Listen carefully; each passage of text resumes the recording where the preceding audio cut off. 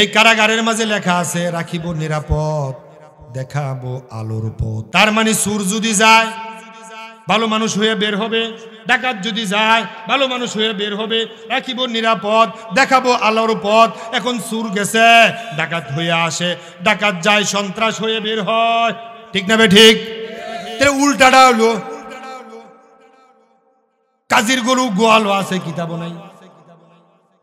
রাখবেন নিরাপদ, দেখাবেন আলোর পথ। কেমনে চোর যায় ডাকাত হয়, ডাকাত যায় সন্ত্রাস হয়ে আসে। আমার বন্ধু 10টা 20টা মার্ডার খুনের আসামি কারাগারের ভিতরে গিয়া এর চেয়ে বড় গডফাদার হয়ে আসে। এখন আপনি জেলখানার ভিতরে আজকে ঢুকলেন, ঢুকার পরে গিয়া দেখেন বড় বড় মোসওয়ালা, দুরাকাটা জামা, এই বড় বড় চুল, সে হচ্ছে আপনার বস। জিগাই কিরে নতুন আমদানি নাকি? মেম্বার সাহেব জিগা নতুন আমদানি নাকি? জি বস নতুন আমদানি। এবার কত কি অন্যায় করছো? আমি যে কি অন্যায় করছি কেমনে কইতাম? মানে মেম্বার সাহেবের সাথে যে একটা গেছে, হ্যাঁ তো ছাগল চুরি করে গেছে। হ্যাঁ গিয়া কেমনে? আমি ছাগল চুরি করছি। একবার দুইবার তিনবার জিগায় কিরে তুইও কি অন্যায় কি অপরাধ করছ? আমি ছাগল চুরি করছি। এই কাম করে মানুষ জেলখানার ভিতরে, এটা জেলের বদনাম। তো এটা তো জেলের বদনাম। বস আমি না ছাগল চুরি করছি।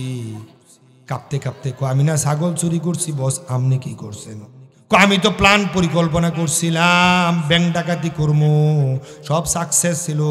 1 মিনিটের জন্য ধরা খাইয়া গেছি। থাক কিছুদিন তালিম দিব।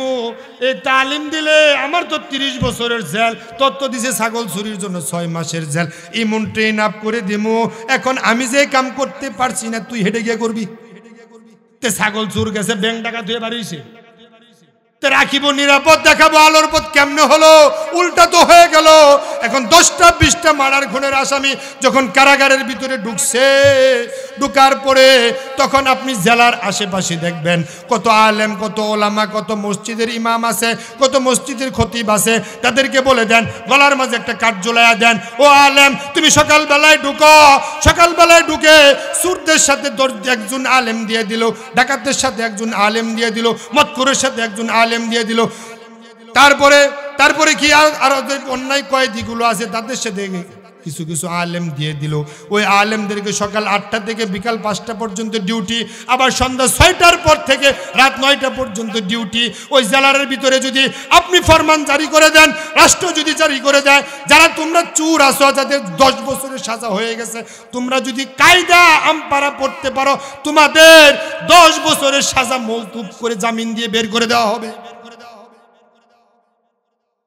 এখন হত্যা মামলার আসামি যে আছে তারে যদি বলা হয় তোমার তো মনে হয় যাবজ্জীবন জেল হবে, এখন তুমি যদি কায়দা আমপারা পড়ে তুমি যদি 2 পারা কোরআন মুখস্থ করতে পারো, তাহলে তোমার যাবজ্জীবনের জেল 3 বছর করে দিমু। মৃত্যুদণ্ডপ্রাপ্ত আসামিকে যদি আপনি বলে দেন, ও কয়েদি এখন তুই আমপারা শিখবি, কায়দা শিখবি, তোর তো জেলেই মরণ হতে পারে, জেলে তোর গ্লানি টেনে তোর জেলখানায় মৃত্যু হতে পারে। এখন তুই যদি কায়দা শিখতে পারস, আমপারা শিখতে পারস, তুই যদি কোরআনের 10 পারা অনুবাদ করতে পারস, ব্যাখ্যা সহ যদি পড়তে পারস, 5 ওয়াক্ত নামাজ যদি পড়তে পারস, তাহলে তোর যাবজ্জীবন জেল। মৃত্যুদণ্ডপ্রাপ্ত আসামি তোরে একেবারে বেকসুর খালাস বানাইয়া দেব। ঢুকছে সন্ত্রাস, বের হয়ে আসবে আলেম, গেছে ছাগল চোর, বের হয়ে আসবে মোমেন। ঠিক না বে ঠিক? এই সংশোধন কার্ড তো নাই। এই সংশোধন কার্ড তৈরি করতে হলে আলেমদেরকে ক্ষমতা দাও, আলেমদেরকে মসনদে পাঠাও। ওই আলেমেরা যদি ক্ষমতায় যায়, ওই আলেমেরা সংসদে গিয়া নামাজের পক্ষে আইন পাস করবে, চোরের হাত কাটার পক্ষে আইন পাস হয়ে যাবে। এখন আপনি দেখবেন আপনাদের এলাকায় মদখোর আছে না নাই? ওই মদখোরে কি মদ খায় না শরবত খায়?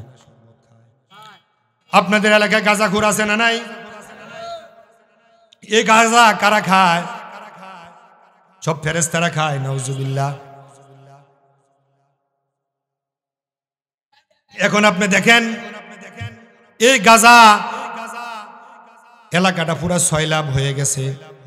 এই গাঁজা বন্ধ করতে গেলে এই রাতের 11:30 বাজে ওয়াজ কইরা কোনো লাভ নাই। ফেন্সিডিলের ওয়াজ কইরা কোনো লাভ নাই। যারা ফেন্সিডিল খুর, যারা গাঁজা খুর, তারা এই মাহফিলের আশেপাশে নাই। মদ খুর তারা নাই, যদিও এসে থাকে সন্ধ্যার সময় একটু আশেপাশে দিয়ে ঘোরান দিয়ে তারা জায়গা মতো গিয়ে কাম করতেছে। এখন গাজার ওয়াজ কইরা কি লাভ, মদের ওয়াজ কইরা কি লাভ? জ্বর উঠছে, যার কম্বল দরকার তার, খালি মাঠে হেরা নাই, এখন ওয়াজ করে কি লাভ? এখন আমরা যারা মাহফিলে আসছি, আমরা তো কেউ মদও খাই না, গাজাও খাই না, ফেন্সিডিলও খাই না, সাপ্লাইও দেই না। দেখেন ওয়াজ কর্মু কার কাছে? যাদের কাছে ওয়াজ কর্মু হেরা তো নাই। তাহলে এই ওয়াজ আমনেগো কাছে কইরা কি লাভ? তবে করা দরকার, এটা দিনের কাজ করতে হবে। আমাদের মধ্য থেকেও যেন একজন ভবিষ্যতে মাদকাসক্ত না হয়। এখন এই গাঁজা, এই মদ দূর করতে গেলে আইন পাশ করা দরকার। আমার বন্ধু হযরত উমরের ছেলে মদ পান করেছে, বুলে মদ পান করেছে। ওই বুলে মদ পান করার কারণে তৎকালীন সময়ে মিশরের গভর্নর আমর ইবনুল আস রাদিয়াল্লাহু তাআলা আনহু ঘরের ভিতরে নিয়ে 80 বেত দিছে। আবার এক কান থেকে আরেক কান খবর আসছে উমরের ছেলে মদ খেয়েছে, উমর নিজে আবার 80 বেত দিয়েছে। এখন আপনি দেখেন, এই মদখোর গরিবের ছেলে মদ খাইলে পুলিশে ধরে নেয়, রাত্রেবেলা টহলরত পুলিশ রাস্তা থেকে ধরে নিয়ে মিথ্যা মামলা দিয়ে আগে জালখানায় পুরাই দিছে। ঠিক না বে ঠিক? গরিবের ছেলে মদ খাইলে জেলে দেয়, আর শেরাটন হোটেলে মদ খাইলে স্যালুট দেয়। এক দেশে দুই রকমের আইন চলতে দেওয়া যায় না। বাংলাদেশে বড় বড় চোর যারা, ডাকাত যারা, তাদেরকে ধরে বাংলাদেশ থেকে যে টাকাগুলো বিদেশে পাচার করছে, ওদের ওই টাকাগুলো যদি বাংলাদেশে এনে যদি ভর্তুকি দেওয়া হয়, দেখবেন তেলের দাম 100 টাকার নিচে চলে আসবে। কেমন চোর? ওই জালেম কয় আমার পিএস নাকি হেলিকপ্টার ছাড়া চলে না। কইছে না? কইছে না? সাবেক ভূমিমন্ত্রী, তার বিদেশে বাড়ি হলো 620টা না 30টা বাড়ি। কেমন চোরের চোর? ভূমিমন্ত্রীর বাড়ি যদি 620টা বাড়ি হয়, ওই দিন আমার দেশ পত্রিকায় আসলো, এটা কি কয়? ওই যে সেনাবাহিনীর এই যে 300 ফিটের রাস্তা হলো, এটা কি কয়? এদিক দিয়ে কি একটা জায়গা জেনে আছে, পূর্বাচল। পূর্বাচল, এই পূর্বাচলে ওই জালেম ডাইনির দুই বোনের 600 কাঠা জায়গার ভিতরে বিশাল বড় বড় প্লট, দুই বোনের শত শত প্লট। আর তৎকালীন সময়ে ইসলামী আন্দোলন নেতাদের বিরুদ্ধে ওই মজিবুল হক মাইজ ভান্ডারী মামলা দেওয়ার কারণে 3 কাঠার বড় বড় প্লট পেয়ে গেছে। আলেমদের নামে মামলা দিছে, বাড়ি পায়। আলেমদের নামে মামলা দিছে, গাড়ি পায়। আলেমদের নামে মামলা দিছে, কত কিছু পায়। আর আলেমদের গলার মাঝে রশি লাগাইছে। তুমি কেমন মানুষ?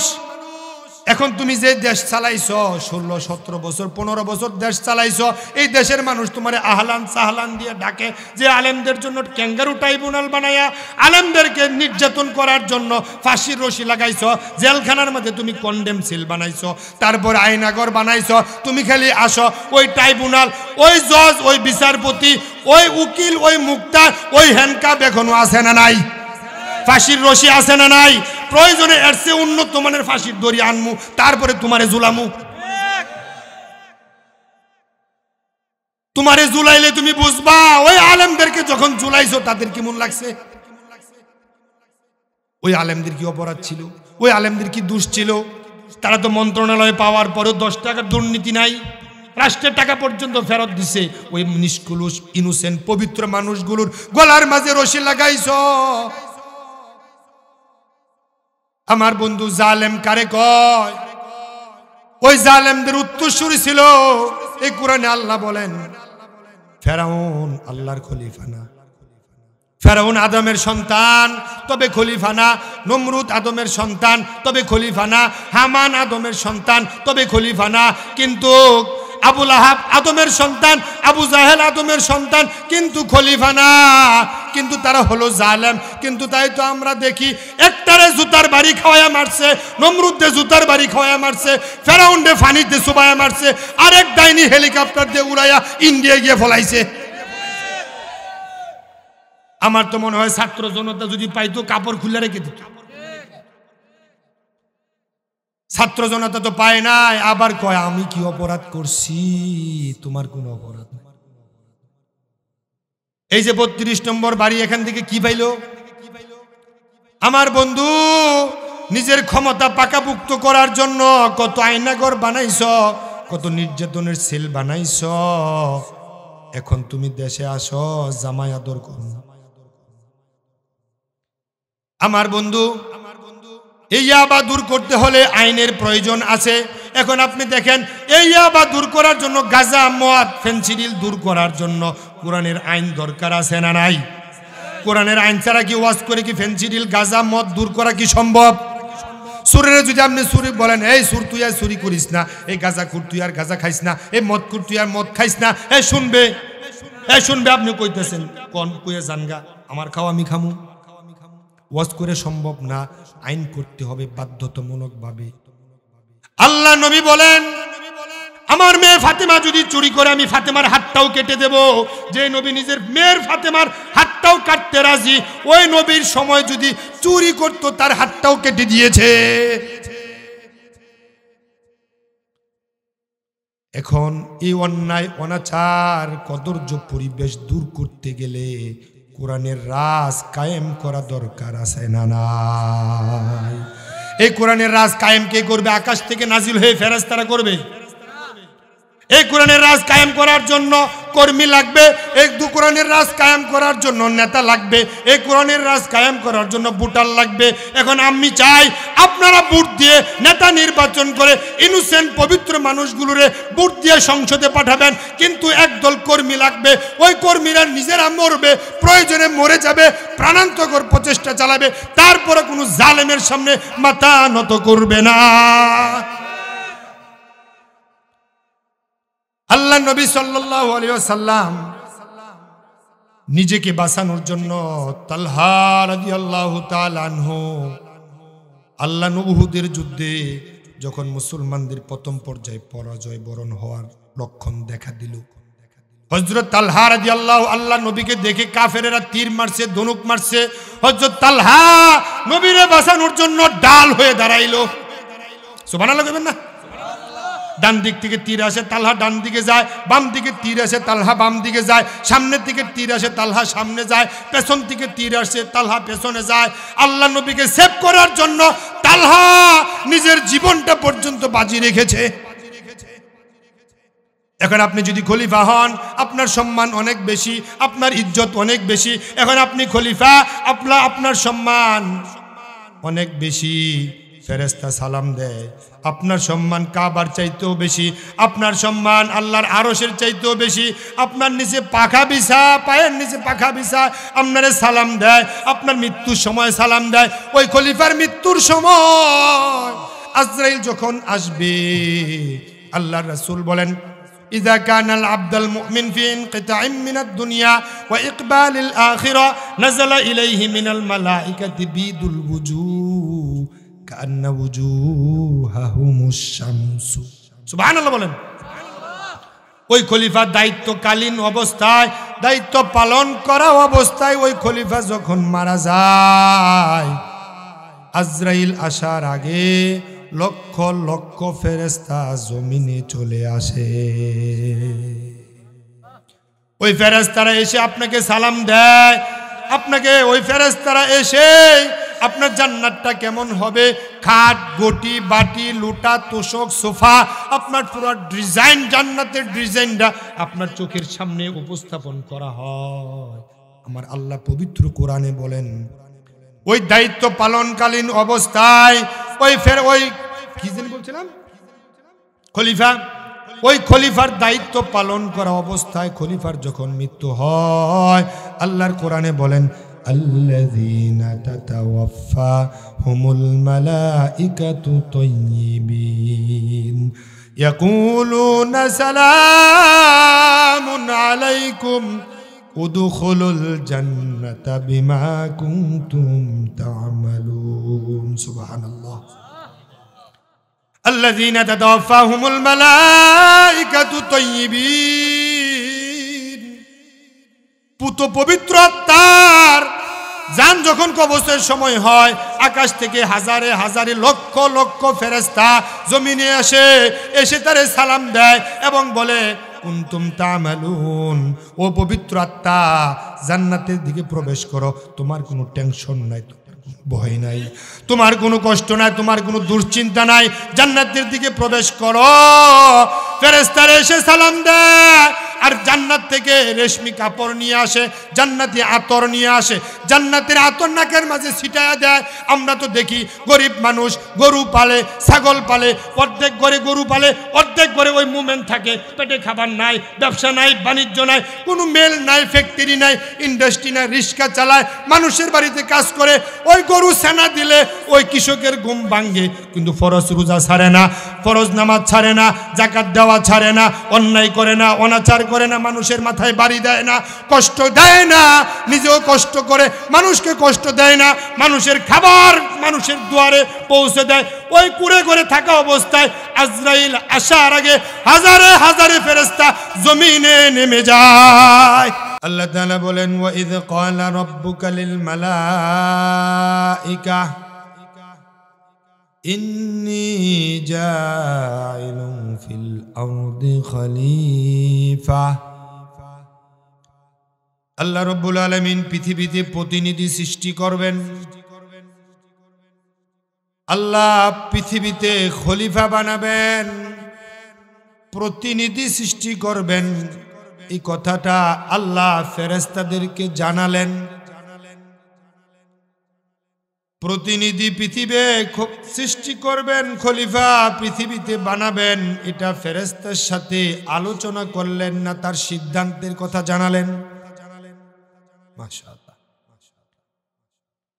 ফেরেশতাদেরকে আল্লাহর সিদ্ধান্তের কথা জানালেন, আমি পৃথিবীতে খলিফা পাঠাতে চাই।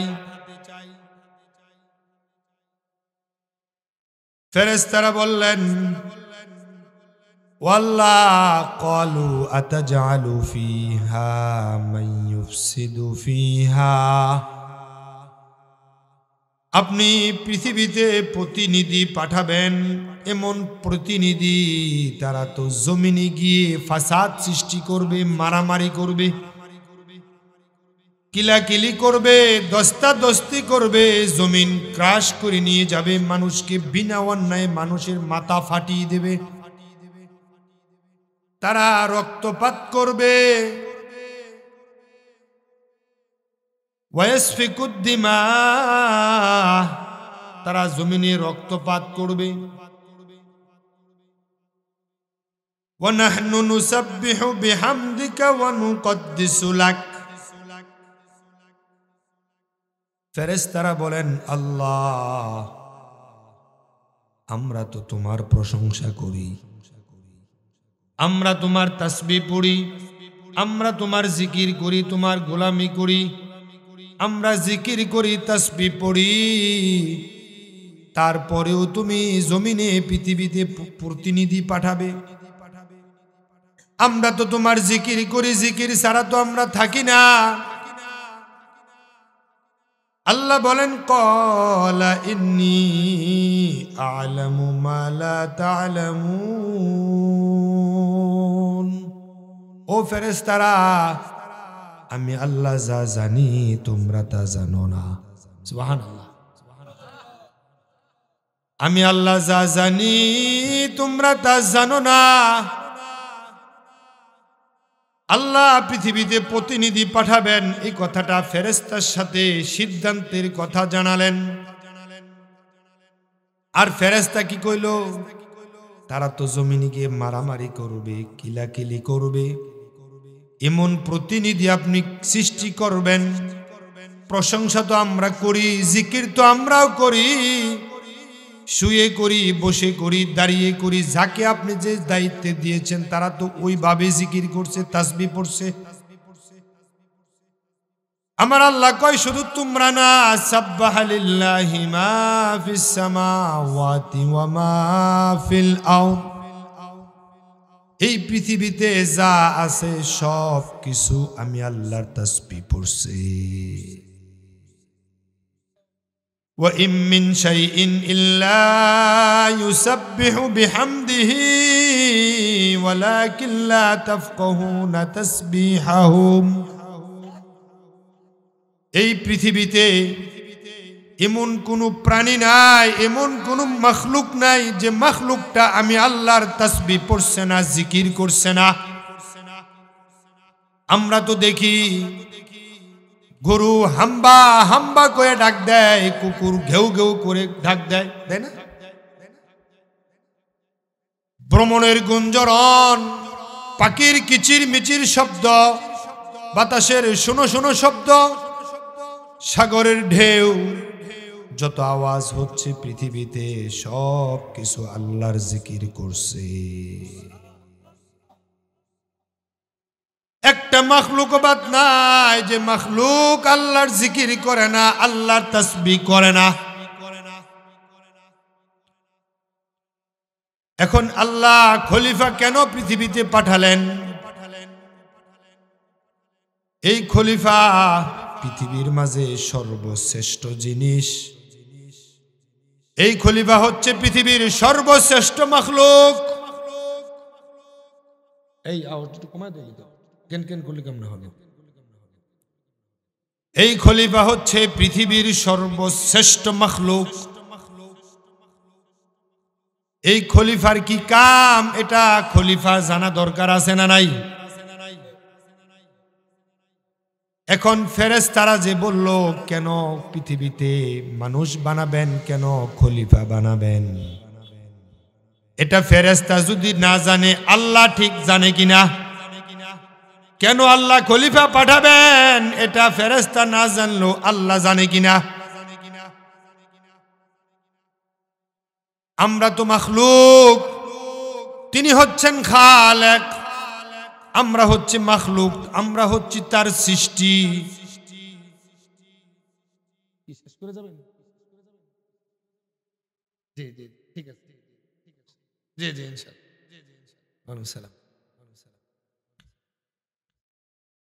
এই যে ফেরেশতার সাথে আল্লাহ কথা বললেন বা ফেরেশতা যে কথা বলল, ফেরেশতা কিন্তু বললেন কেন আপনি প্রতিনিধি পাঠাবেন?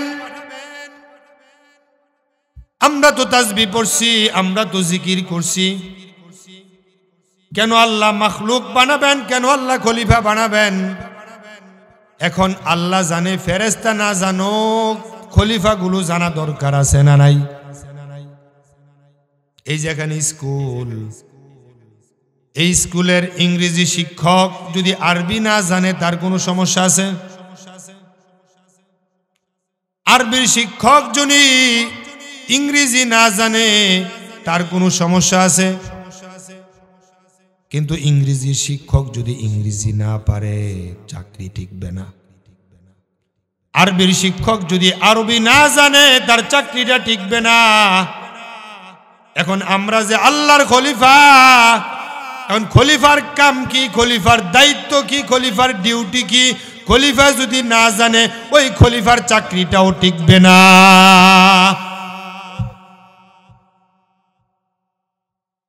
এখন আল্লাহ খলিফা বানাইতে গিয়া সর্বপ্রথম আদম বানালেন। সর্বপ্রথম কাকে বানালেন? আদমকে বানালেন। এই আদমকে বানাইতে গিয়া আল্লাহ তামাম পৃথিবীর পৃষ্ঠদেশ থেকে মাটি সংগ্রহ করেছেন। ওই মাটি, তামাম পৃথিবীর মাটি এক জায়গায় জড়ো করে তারপরে আল্লাহ পবিত্র কোরআনে বলেন হামাইম মাসনুন, ওই মাটির মাঝে আমি আল্লাহ পানি ঢেলে দিলাম। ওই মাটির মাঝে আল্লাহ যখন পানি ঢেলে দিল ওই মাটিটা কি হয়ে গেল? কাদা হয়ে গেল। আদমকে বানাইতে গিয়ে আল্লাহ পৃথিবীর পৃষ্ঠদেশ থেকে মাটি সংগ্রহ করলেন। পৃথিবীর কোনো কোনো জায়গার মাটি অনেক শক্ত, কুদাল দিয়ে কূপ দিলে কুদাল পর্যন্ত ফিরে আসে, আছে না নাই? তাই দেখবেন ওই মাটির কিছু প্রভাব আদমের কিছু কিছু সন্তানের দেহে আছে। ওই আদমের সন্তানের মন বড় রুক্ষ, মেজাজ বড় কর্কশ, আছে না নাই? ওই মাটির প্রভাব পড়ে গেছে। কোন কোন জায়গার মাটি দেখবেন অনেক নরম। তাই আদম সন্তানের কিছু কিছু সন্তান আছে, তাদের জেহান অনেক ভালো, মনটা অনেক কোমল।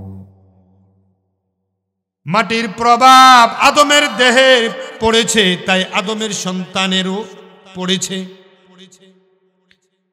মাটি অনেক শক্ত, মাটি অনেক নরম, মাটি অনেক কালো।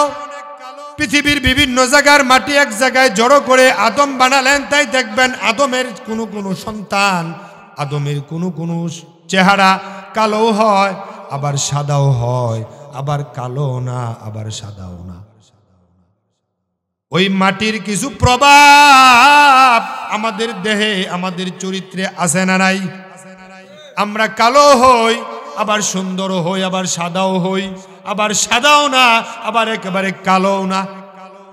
ওই মাটির কালার গুলো আমাদের দেহে আছে না নাই? ওই আদমকে বানাইতে গিয়ে আল্লাহ তামাম পৃথিবীর মাটিগুলো সংগ্রহ করে এটার মাঝে পানি দিলেন। মিন হামা ইম্মাসনুন, ওই মাটিটা কাদা মাটি হয়ে গেল। আমার আল্লাহ কয় মিন তিনিল লাযিব সালসালিন কাল ফাখার।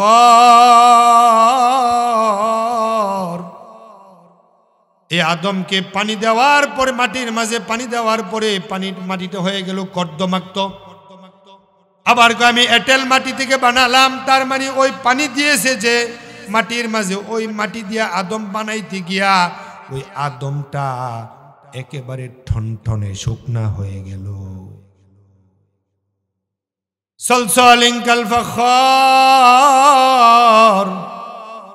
আবার কয় আমি আল্লাহ শুকনা মাটি থেকে, শক্ত মাটি থেকে আদম বানালাম। আদম যখন মাটি দিয়া পানি দিয়া মাটি দিয়া মিক্স করে যখন আদম বানাইলো, ওই আদমের দেহ রৌদ্রের আলোতে একেবারে ঠনঠনে শুকনা হয়ে গেল। শুকনা হয়ে যাওয়ার পরে আল্লাহ রাসূল বলেন খালাকাল্লাহু আদম আলা তুলুহু সিত্তুনা যিরা। 120 হাত আল্লাহ আদম বানাইছে, 60 গজ।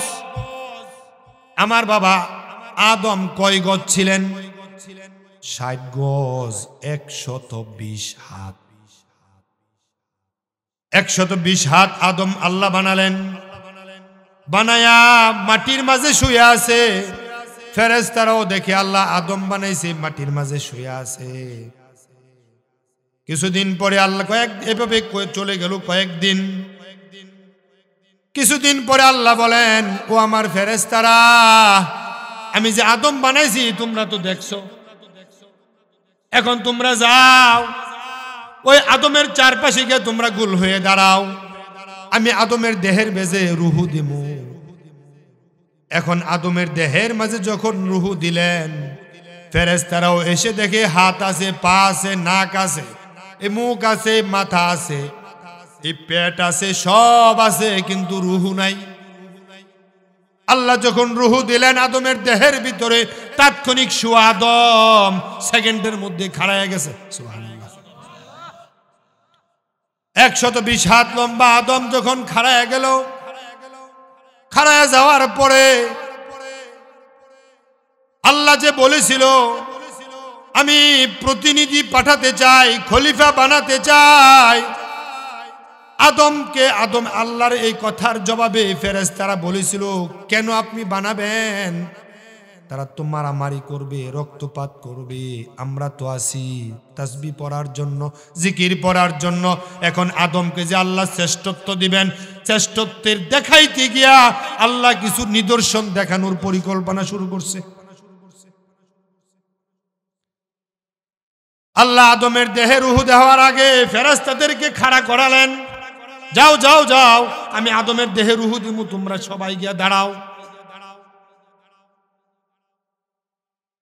আদমের দেহে রুহু দেওয়ার আগে ফেরেশতাদেরকে গোল হয়ে খাড়াইতে বলছে কি?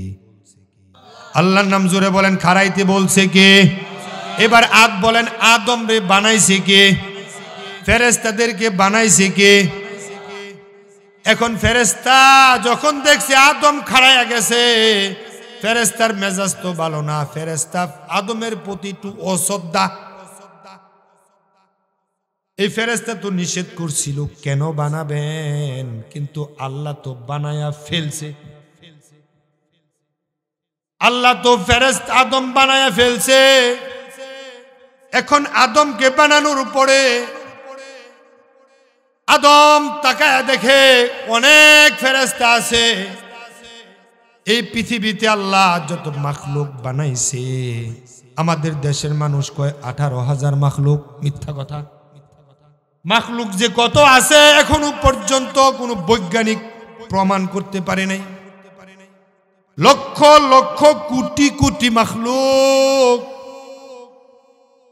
ওই মাখলুক পৃথিবীতে যত মাখলুক আল্লাহ বানাইছে, সব মাখলুকের নাম আদমের জেহানের ভিতরে সেকেন্ডে আল্লাহ ঢুকাইয়া দিছে।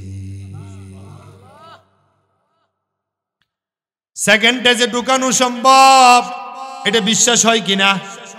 এই যে মোবাইল, এই মোবাইলের ভিতরে মেমোরি আছে না নাই? ওই মেমোরির ভিতরে দেখবেন লক্ষ লক্ষ কোটি টাকার হিসাব রাখা যায়। কম্পিউটারের ভিতরে ছোট্ট একটা মেমোরি কার্ড আছে, ওই মেমোরি কার্ডের ভিতরে মিলিয়ন মিলিয়ন ক্লিয়ন টাকার হিসাব কিতাব সব কিছু রাখা যায়। এই কম্পিউটার থেকে আরেক কম্পিউটারে নিবেন, দেখবেন অটোমেটিক হাজির। আমার আল্লাহ আদমের মাথার ভিতরে তাম পৃথিবীতে যত মাখলুক আল্লাহ বানাইছে, সব মাখলুকের নাম জাহানে সেকেন্ডের মধ্যে আল্লাহ ঢুকাইয়া দিছে। ওয়াল্লামা আদামাল আসমাআ কুল্লাহা সুম্মা আরাদাহুম আলাল মালাইকা। এখন সব মাখলুকের নাম যে আল্লাহ আদমের জেহানের ভিতরে ঢুকাইয়া দিছে, এটা কি ফেরেশতা জানে? ফেরেশতা জানে না। এখন আদমের সামনে সব ফেরেশতাদেরকে আল্লাহ খাড়া করাইছে। খাড়া করানোর পরে আমার আল্লাহ ফেরেশতাদেরকে বলে, ও ফেরেশতারা, এবং মাখলুকদেরকে আল্লাহ সমস্ত মাখলুক যে আদমের মাথার ভিতরে যে আল্লাহ ঢুকাইয়া দিছে, ওই মাখলুকগুলোকে ফেরেশতার সামনে হাজির করছে। কয়বার ফেরেশতারা কও, এই যে খাড়া করাইলাম এরা তো আমার মাখলুক, এদের নামগুলো বলে দাও। এদের প্রত্যেকের নাম আলাদা আলাদা তুমি বলো। ফেরেশতা কয় আমি জানি না। এটা কি? কয় আমি জানি না। আল্লাহ কয় এটা কি? কয় আমি জানি না। এক পর্যায়ে ফেরেশতারা বলতে বাধ্য হলো, ইন্নী লা আ'লামু মা লা তা'লামুন ফাকাল আনবিউনি আদম। আদমের মাথার ভিতরে যখন ক্বালু সুবহানাকা লা ইলমা লানা ইল্লা মা আল্লামতানা ইন্নাকা আনতাল আলিমুল হাকীম, যখন আল্লাহ বলেন এগুলোর নাম বলো, ফেরেশতারা কয় আমি জানি না। একটা ফেরেশতাও বলতে পারলেন না। এখন আল্লাহ এবার আদমকে বলেন, আম্বিউহুম বিআসমাইহিম, ও আদম এই মাখলুকগুলোর নাম তুমি এবার বলে দাও। আদম বললেন এটা কি? আদমকে প্রশ্ন করলেন এটা কি? আদম কয়টা লাইট, কয়টা কি, কয়টা বাস, কয়টা কি, কয়ের নাম সামিয়ানা, কয়টার নাম কি, কয়টার নাম স্ট্যান্ড, কয়টার নাম কি, কয়টার নাম মাউথ স্পেস, এটার নাম কি, কয়টার নাম চেয়ার, কয়টার নাম কি ক্যামেরা, এটার নাম কি সাউন্ড বক্স, এটার নাম কি চেয়ার, এগুলোর নাম কি সব মানুষ।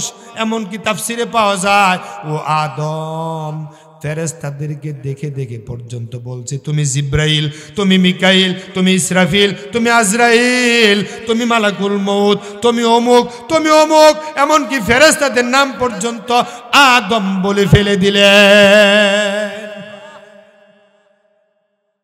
আমার বন্ধু, এবার আদমকে আল্লাহ ফেরেশতাদেরকে বললেন উসজুদু লি আদম,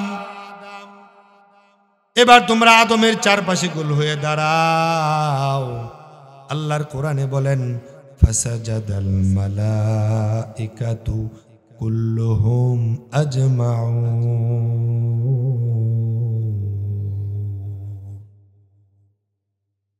ফাসাজাদাল মালাইকাতু কুল্লুহুম আজমাউন। ও ফেরেশতারা, তোমাদের চাইতে আমার আদমের সম্মান অনেক বেশি হয়ে গেল। এই মাখলুকগুলো নাম বলতে পারলা না, এবার গোল হয়ে দাঁড়াও। গোল হয়ে দাঁড়ায়া সবাই মিলে আমার আদমকে সেজদা দিয়ে দাও। সব ফেরেশতারা মিলে আদমকে সেজদা দিল। সেজদা দিয়া বুঝাইয়া দিছে, ও ফেরেশতারা, তোমাদের চাইতে আমি আমার কাছে আদমের সম্মান অনেক বেশি। ওই আদম সন্তান, ওই আদমের দাম শুধু বেশি না, আল্লাহ পবিত্র কোরআনে বলেন ওয়ালাকাদ কাররামনা বানি আদম, আমি শুধু আদম সন্তানকে সম্মানিত করি নাই, আমি আদমের সন্তানদেরও সম্মান আমি আল্লাহ বাড়াইয়া দিয়েছি। ওই আদম সন্তান যখন মাহফিলে যায়, ওই আদম সন্তান যখন মসজিদে যায়, ওই আদম সন্তান যখন দিনের মারকাজে যায়, ওই আদম সন্তান যখন কোনো ভালো কোনো কল্যাণমূলক কাজে যায়, আল্লাহর রাসূল বলেন ইন্নাল মালাইকাতা লাতাদাউ ওয়াজনিহাতাহা আরিদাল লিতালিবিল ইলম ওয়া ইন্নাল মালাইকাতা লাতাদাউ ওয়াজনিহাতাহা আরিদাল লিতালিবিল ইলম ওয়া ইন্নাল আলিমা লা ইস্তাগফিরু লাহু মান ফিস সামাওয়াতি ওয়া মান ফিল আরদ। চিৎকার মেরে বলেন সুবহানাল্লাহ। ওই আদম সন্তান যখন মসজিদে যায়, মাহফিলে যায়, কোন মারকাজে যায়, হেদায়েতমূলক কোন কাজে যায়, মসজিদে যায়, মাদ্রাসা যায়, দিন শিক্ষার জন্য যখন আদম সন্তান ঘর থেকে বের হয়, ওই আদম সন্তান ঘর থেকে বের হওয়ার সাথে সাথে তার পায়ের নিচে রহমতের ফেরেশতারা পাখা বিছায়া দেয়। পাখা বিছায়া দিয়া প্রমাণ করে, ও আদম, আমি ফেরেশতার চাইতো তোমার সম্মান আল্লাহর কাছে অনেক বেশি। ও খলিফা, তোমার সম্মান ফেরেশতার চাইতো অনেক বেশি। ওই খলিফার জন্য, ওই মাখলুকের জন্য, ওই আদমের জন্য সাগরের মাছ, গর্তের পিপিলিকা পর্যন্ত গুনাহ করলে, গুনাহ যখন করে ফেলে, তার জন্য রহমতের জন্য, কল্যাণের জন্য, মাগফিরাতের জন্য সাগরের মাছ, গর্তের পিপিলিকা আল্লাহর কাছে দোয়া করতে থাকে। ওই আদম সন্তানের সম্মান কত বেশি! ওই আদম সন্তানের সম্মান আল্লাহর কাছে আল্লাহর কাবার চাইতেও বেশি। সুবহানাল্লাহ। 5 লাখ 6 লাখ 3 লাখ টাকা খরচ করে আপনারা হজে যান, আল্লাহর ঘর ধরে তাওয়াফ করেন, আল্লাহর ঘর ধরে আল্লাহর সাথে কমিটমেন্ট করেন, আল্লাহর সাথে, আল্লাহর ঘর ধরে আল্লাহর সাথে কথা বলেন। পৃথিবীর সর্বশ্রেষ্ঠ জায়গা কাবা, ওই কাবা শরীফ ধরে আমি আপনি কথা বলি, আমার আল্লাহ কয় ওই কাবাটা আমার, আমি আল্লাহর মাখলুক, ওই কাবা বানাইছে মানুষ, ইব্রাহিম আর ইসমাইলে মিলে আমার ঘর কাবা বানাইছে, আর আমি মাখলুক বানাইছি, খলিফা বানাইছি আমি নিজ হাতে।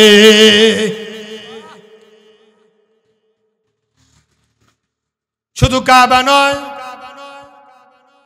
এই যে দেখেন আল্লাহর আরশ, সিদরাতুল মুনতাহা, তারপরে হলো কুরসি, তারপরে হলো আল্লাহর আরশ। আল্লাহ বলেন ওয়াহমিলু আরশা রাব্বিকা ফাওকাহুম ইয়াওমাইযিন সামানিয়া, আল্লাহর আরশ বহন করে আছে। আর আল্লাহর আরশের চাইতো আল্লাহর বান্দার মর্যাদা অনেক বেশি। ওই আল্লাহর আরশটা পর্যন্ত আল্লাহর একটা মাখলুক, কাবা আল্লাহর একটা মাখলুক। ওই আরশের চাইতে, ওই কাবার চাইতো আল্লাহর কাছে মর্যাদা মানুষের অনেক বেশি। এত সম্মান দিলেন, এত দায়িত্ব দিলেন, এত ইজ্জত দিলেন, এত মহাব্বত করে আল্লাহ খলিফা বানাইলেন, ওই খলিফার কিছু দায়িত্ব আছে না নাই? যে যত বড় তার সম্মান যত বেশি। আমি দেখবেন এই যে আমাদের মেম্বার ওয়ার্ডের মেম্বার 100 বছরের জেল হইছে, 20 বছরের জেল হইছে, এমন আসেনি? খুব কম। এই বেড়ার বাজেট কম, বিপদ আপদ কম নাকি ভাই? ওয়ার্ডের মেম্বারের তুলনায় ইউনিয়নের চেয়ারম্যানের দাম কম না বেশি? দায়িত্ব বেশি, অপরাধ করলে সাজাও বেশি। ওয়ার্ডের ইউনিয়নের চেয়ারম্যানের তুলনায় এমপির দাম কম না বেশি? বিপদ কম না বেশি? সম্মানও যেমন বেশি, আবার অপমান হলে বিপদও এর চেয়ে বেশি। এখন দেখেন আপনি, এমপির তুলনায় মন্ত্রীর মান মর্যাদা কম না বেশি? কথা কয় না? দায়িত্ব বেশি। ঠিক বিপরীত, অপমান হলে শাস্তিও জিল্লতিও অনেক বেশি। এখন মন্ত্রীর তুলনায় প্রধানমন্ত্রীর দাম কম না বেশি? যদি ঠ্যাং পিছলে যায়, জিল্লতিও এমপির চাইতে মন্ত্রীর চাইতেও অনেক বেশি। তাই দেখবেন প্রধানমন্ত্রী যখন দেশ থেকে বিদেশে যায়, লাল গালিচা সংবর্ধনা দেয়। আর আমাদের ইংরেজরা শিখায় গেছে, দায়িত্ব যদি ঠিকঠাক পালন করতে পারে তাহলে তাদেরকে সালাম দিবেন, এইভাবে সালাম তো দিবেন, ঠিক আছে, সাথে সাথে ঠ্যাংও তোলা দিবেন। তাই দেখবেন আমাদেরকে সালাম দেয়, আসসালামু আলাইকুম, কেমন আছেন হুজুর? হাতও তুলে না, ঠ্যাংও তুলে না। কিন্তু এমপি, মন্ত্রী, প্রধানমন্ত্রীদেরকে সালাম দিতে গিয়া হাতও তুলে, ঠ্যাংও তুলে। ইংরেজরা শিখায় গেছে, যদি দেখেন ঠিকঠাক মতো চলে, হাত দিয়ে সালাম দিবেন, ঠ্যাংও তুলা দিবেন। যখন দেখবেন ঠিকঠাক জায়গা মতো নাই, তখন হাত বাদ দিয়ে ঠ্যাং দিয়ে মুড়া দিবেন। ঠিক না বে ঠিক? ইংরেজদের শিখানো জিনিস। হাত আছে, সম্মান জায়গা মতো থাকবেন, হাত দিয়ে সালাম দেব, ঠ্যাং তোলা দিব, তবে আপনার জন্য না। সম্মানজনক বাবায় থাকেন, ঠ্যাং তোলা দিছি, তবে আপনার জন্য না। ঠিকঠাক জায়গা মতো যদি না থাকেন, তখন আর হাত চলবে না, ঠ্যাং চলবে। আমার আল্লাহ কয়, আমি আল্লাহ দায়িত্ব দিলাম। ওই দায়িত্ব কি দিলাম, ওই দায়িত্ব যদি তুমি না জানো, এই দায়িত্ব সম্পর্কে জিজ্ঞাসিত হতে হবে কি না? হয়তো হবে না। ওই দায়িত্ব সম্পর্কে ওয়াকিফাল যদি না তাহেন, অবগত যদি না তাহেন, সচেতন যদি না হন, বিপদ হবে অনেক বেশি। আমরা এলাকার মানুষ, আমাদের বাপ চাচারা, আগেকার মানুষ নাঙ্গল নিয়ে জমিনে কাজ করত। আমি এবং আপনি জমিনে ভাত নিয়ে যেতাম, সময়ে সময়ে লাঙ্গল নিয়ে জমিনে গরু নিয়ে হাল চাষ করতাম। বাবার একটু রেস্ট দিতাম, বাবা খাওয়া দাওয়া করে পানটান মুখে দিয়া তারপরে নাঙ্গল হাতে নিয়ে কাজ করত। আমার বন্ধু, এই এক্সাম্পলটা এই জন্যই দিলাম, বাবা জমিনে কাজ করে তারপরে জমিনে পরিশ্রম করেছে, ফসল হয়েছে, ওই ফসল ঘরে এনে মা খাইছে, বাবা খাইছে, আমি খাইলাম, আমার দাদি খাইলো, দাদা খাইলো, আত্মীয় স্বজনে সবাই খাইলো।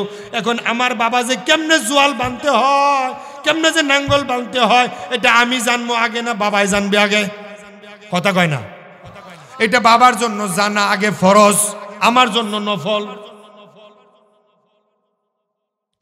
বাবা না জানলে বাবার বিচার হবে ডবল। ঠিক তদ্রুপ এই যে বাবারে খাওয়াইতে গিয়া সময় দেখতাম মাঝে মাঝে মা রান্না বান্না করতে দেরি হয়ে গেছে, তখন আগেকার রাত্রে, ওই রাত্রে বেলা যে ভাত খেয়েছি, ওই ভাত রয়ে গেছে, ওই ভাতকে আমরা বলি পান্তা ভাত। ওই পান্তা ভাত কাঁচা মরিচ দিয়ে আমরা আগে খাইতাম।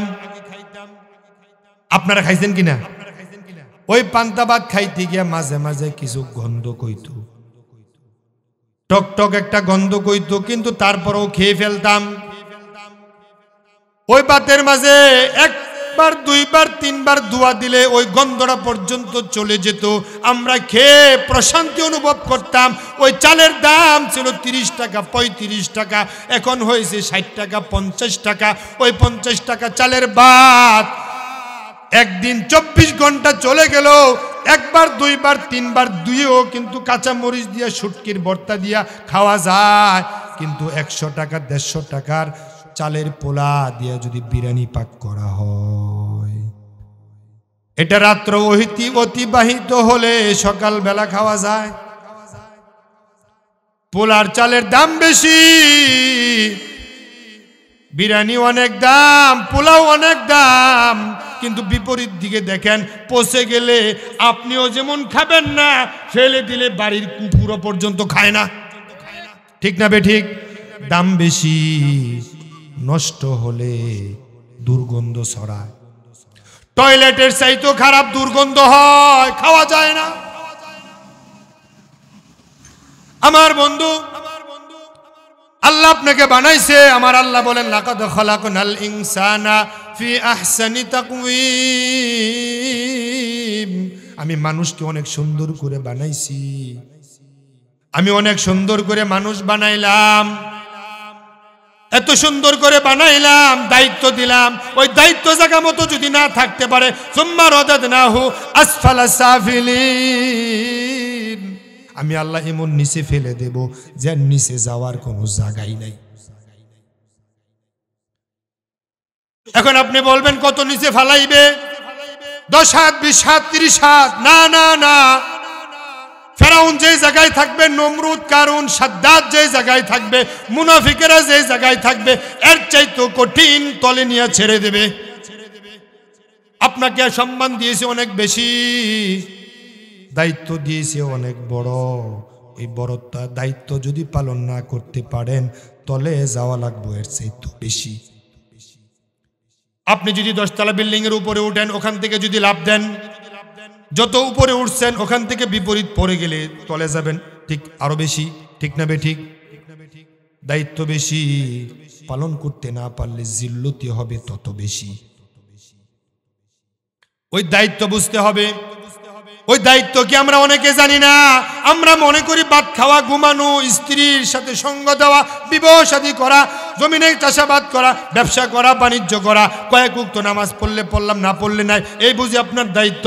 না না না, মেম্বারি করবেন, চেয়ারম্যানই করবেন, এমপিগিরি করবেন, সমাজপতি হবেন, এটা আপনার দায়িত্ব, তবে এক্সেপশনাল। আসল দায়িত্ব, ইন্নী জাইলুকা ফিল আরদি খলিফা, ওই খলিফার আসল দায়িত্ব হলো তোমাকে যে আমি আল্লাহ বানাইলাম, আন আকিমুদ্দিন, তোমরা জমিনে গিয়া দিন কায়েম করো, এটা হচ্ছে সবচেয়ে বড় দায়িত্ব।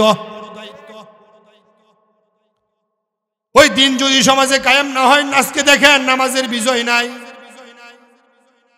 স্বাধীনতার আগেও নামাজের ওয়াজ এই দেশে চলছে না?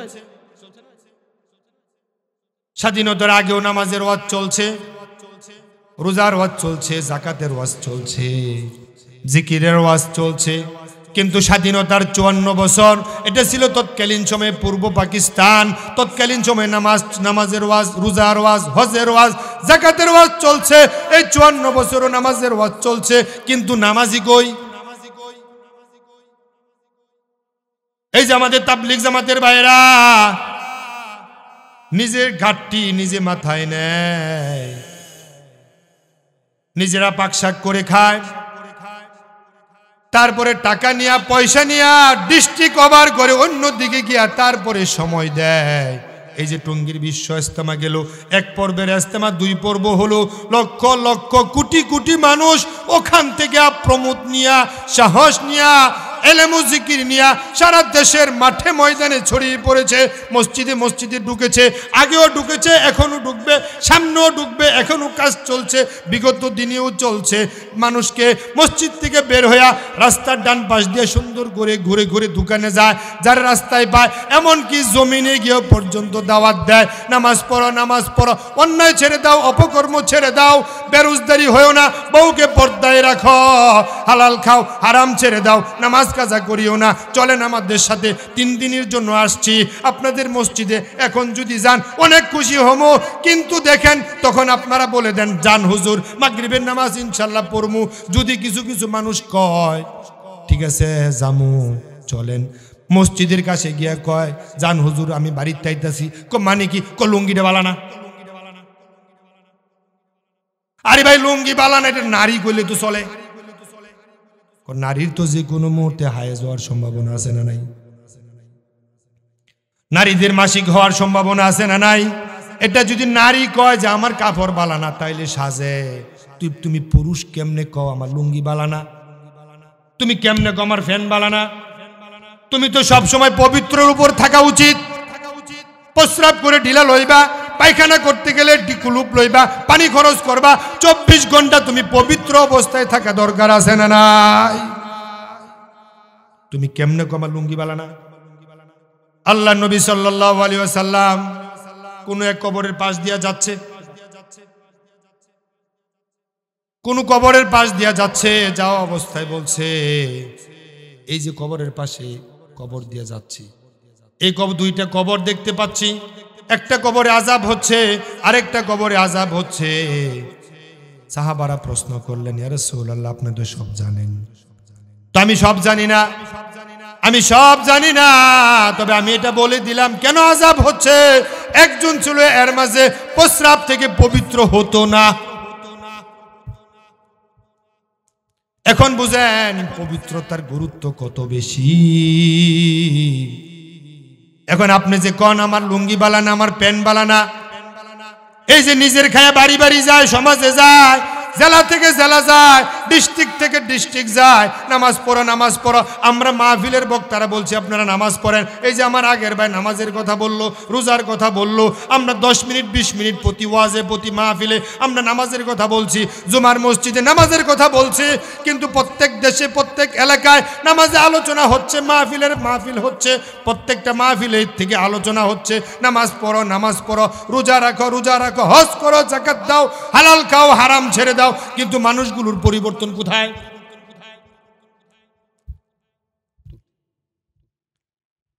ওয়াজও চলছে, হারামও চলছে, ওয়াজও চলছে, বেনামাজিও বাড়ছে, ওয়াজও চলছে, সুদও চলছে, ওয়াজও চলছে, ঘুষও চলছে, ওয়াজও চলছে, জেনাও চলছে, ওয়াজও চলছে, মাদকও সাপ্লাই হচ্ছে। তো ওয়াজের মূল্য কই? সব তো আওয়াজের রূপ নিছে মনে হয়।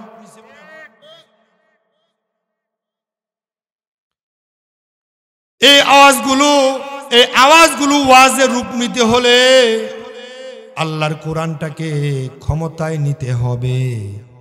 আল্লাহর কোরআনটা যদি ক্ষমতায় যায়, আল্লাহ তাআলা পবিত্র কোরআনে সূরা হাজের মধ্যে বলেন আল্লাযীনা ইম্মাক্কান্নাহুম ফিল আরদি আকামুস সালাহ ওয়া আতাউয যাকাহ ওয়া আমারু বিল মারুফ ওয়া নাহাউ আনিল মুনকার ওয়ালিল্লাহি আকিবাতুল উমুর।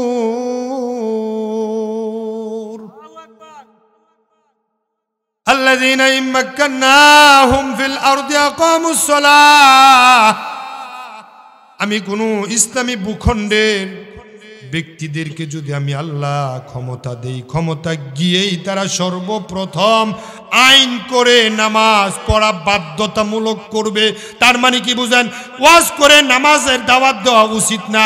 ওয়াজ করে নামাজকে মানুষের দাওয়াত আপনি কেন দিবেন?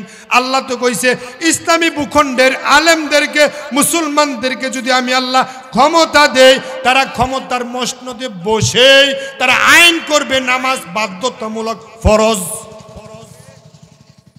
নামাজের ওয়াজ আপনি কেন দেন? নামাজের দাওয়াত আপনি কেন দিচ্ছেন? আল্লাহ তো কয় আইন করে নামাজ পড়ার জন্য বাধ্যতামূলক করো। এটা আমার কথা না, আল্লাহর কোরআনের কথা। একটু সাউন্ড দাও। আল্লাহ কয় আইন করে নামাজ পড়ার জন্য বাধ্যতামূলক করো। তাহলে দেখেন স্বাধীনতার 54 বছর চলছে, এই পর্যন্ত কত মুসলমান প্রধানমন্ত্রী হলো? কোন হিন্দু প্রধানমন্ত্রী হয় নাই? কোনো বৌদ্ধ প্রধানমন্ত্রী হয় নাই, খ্রিস্টান প্রধানমন্ত্রী হয় নাই, ইহুদি প্রধানমন্ত্রী হয় নাই। ঘুরে ফিরে মুসলমানদের হাতে ক্ষমতাটা থাকছিল, ক্ষমতাটা ছিল খালেদার হাতে ছিল, শেখ হাসিনার হাতে ছিল, জালেমের হাতে ছিল, ডাইনির হাতে ছিল। সেও তো নাম কাওয়াজতে মুসলমান, কিন্তু ভারতকে খুশি করতে গিয়া আমাদের দেশের মানুষের উপরে কত জুলুম করলো, কত অত্যাচার করলো, কত নির্যাতন করলো, কত হাজার হাজার মায়ের বুক খালি করলো। শেষ পর্যন্ত রেজাল্ট কি হলো? জন্মভূমিটা পর্যন্ত ছেড়ে চলে যেতে বাধ্য হয়েছে, এক কাপড়ে বিদায়। বোনের রান্না করা খাবারটুকু পর্যন্ত খেয়ে যেতে পারে নাই। তার আপন জনেরা পর্যন্ত সময় দিছে ৪৫ মিনিট। আমরা তো ছাত্ররা তো চেয়েছিল পদত্যাগ, দেশ থেকে যাওয়ার জন্য তো কইছি। আপনারা কইছেন নি? আপনারা কইছেন? দেশ থেকে যাওয়ার জন্য তো কই নাই। 11 দফার দাবি, 10 দফা বাদ, আসছে 1 দফা, পদত্যাগ করো। কিন্তু দেশ থেকে গেল কেন? এমন অন্যায়, এমন অত্যাচার করছে, ফেরাউনকে পর্যন্ত হার মানায় ফেলছে। আল্লাহ দেশের মাটিটা পর্যন্ত তার জন্য হারাম করে দিছে। যদি মারা যায় এই দেশে তার দাফনটা পর্যন্ত মনে হয় হবে না। আমার বন্ধু এরশাদে চালাইলো, শেখ হাসিনা চালাইলো, খালেদা জিয়া চালাইলো, তারা তো মুসলমান, তারা তো ইচ্ছে করলে নামাজটাকে কোরআন দিয়ে বাধ্যতামূলক করতে পারত, কিন্তু তারা করে নাই। কিন্তু সামনে সুযোগ আসছে, এই সুযোগটা কাজে লাগাইয়া আলেমদেরকে, ভালো ভালো মানুষদেরকে সংসদে পাঠানো দরকার আছে না নাই? যারা নামাজের পক্ষে গিয়ে সংসদে কথা বলবে, চোরের বিরোধিতা করতে গিয়া চোরের আইন পাশ করবে, বাংলাদেশ থেকে চোর সমূলে উৎপাটন হয়ে যাবে। তারা সংসদে গিয়া যদি নামাজের আইন পাশ করে, আপনারা তো কইবেন এটা কেমন বিষয়, আমরা তো ওয়াজ শুনলাম, নামাজের আইন করে নামাজ পড়ানোর জন্য বাধ্যতা করবেন, এটা কেমন হলো? কিছু কিছু মানুষ তো ওযু ছাড়া নামাজ পড়বো।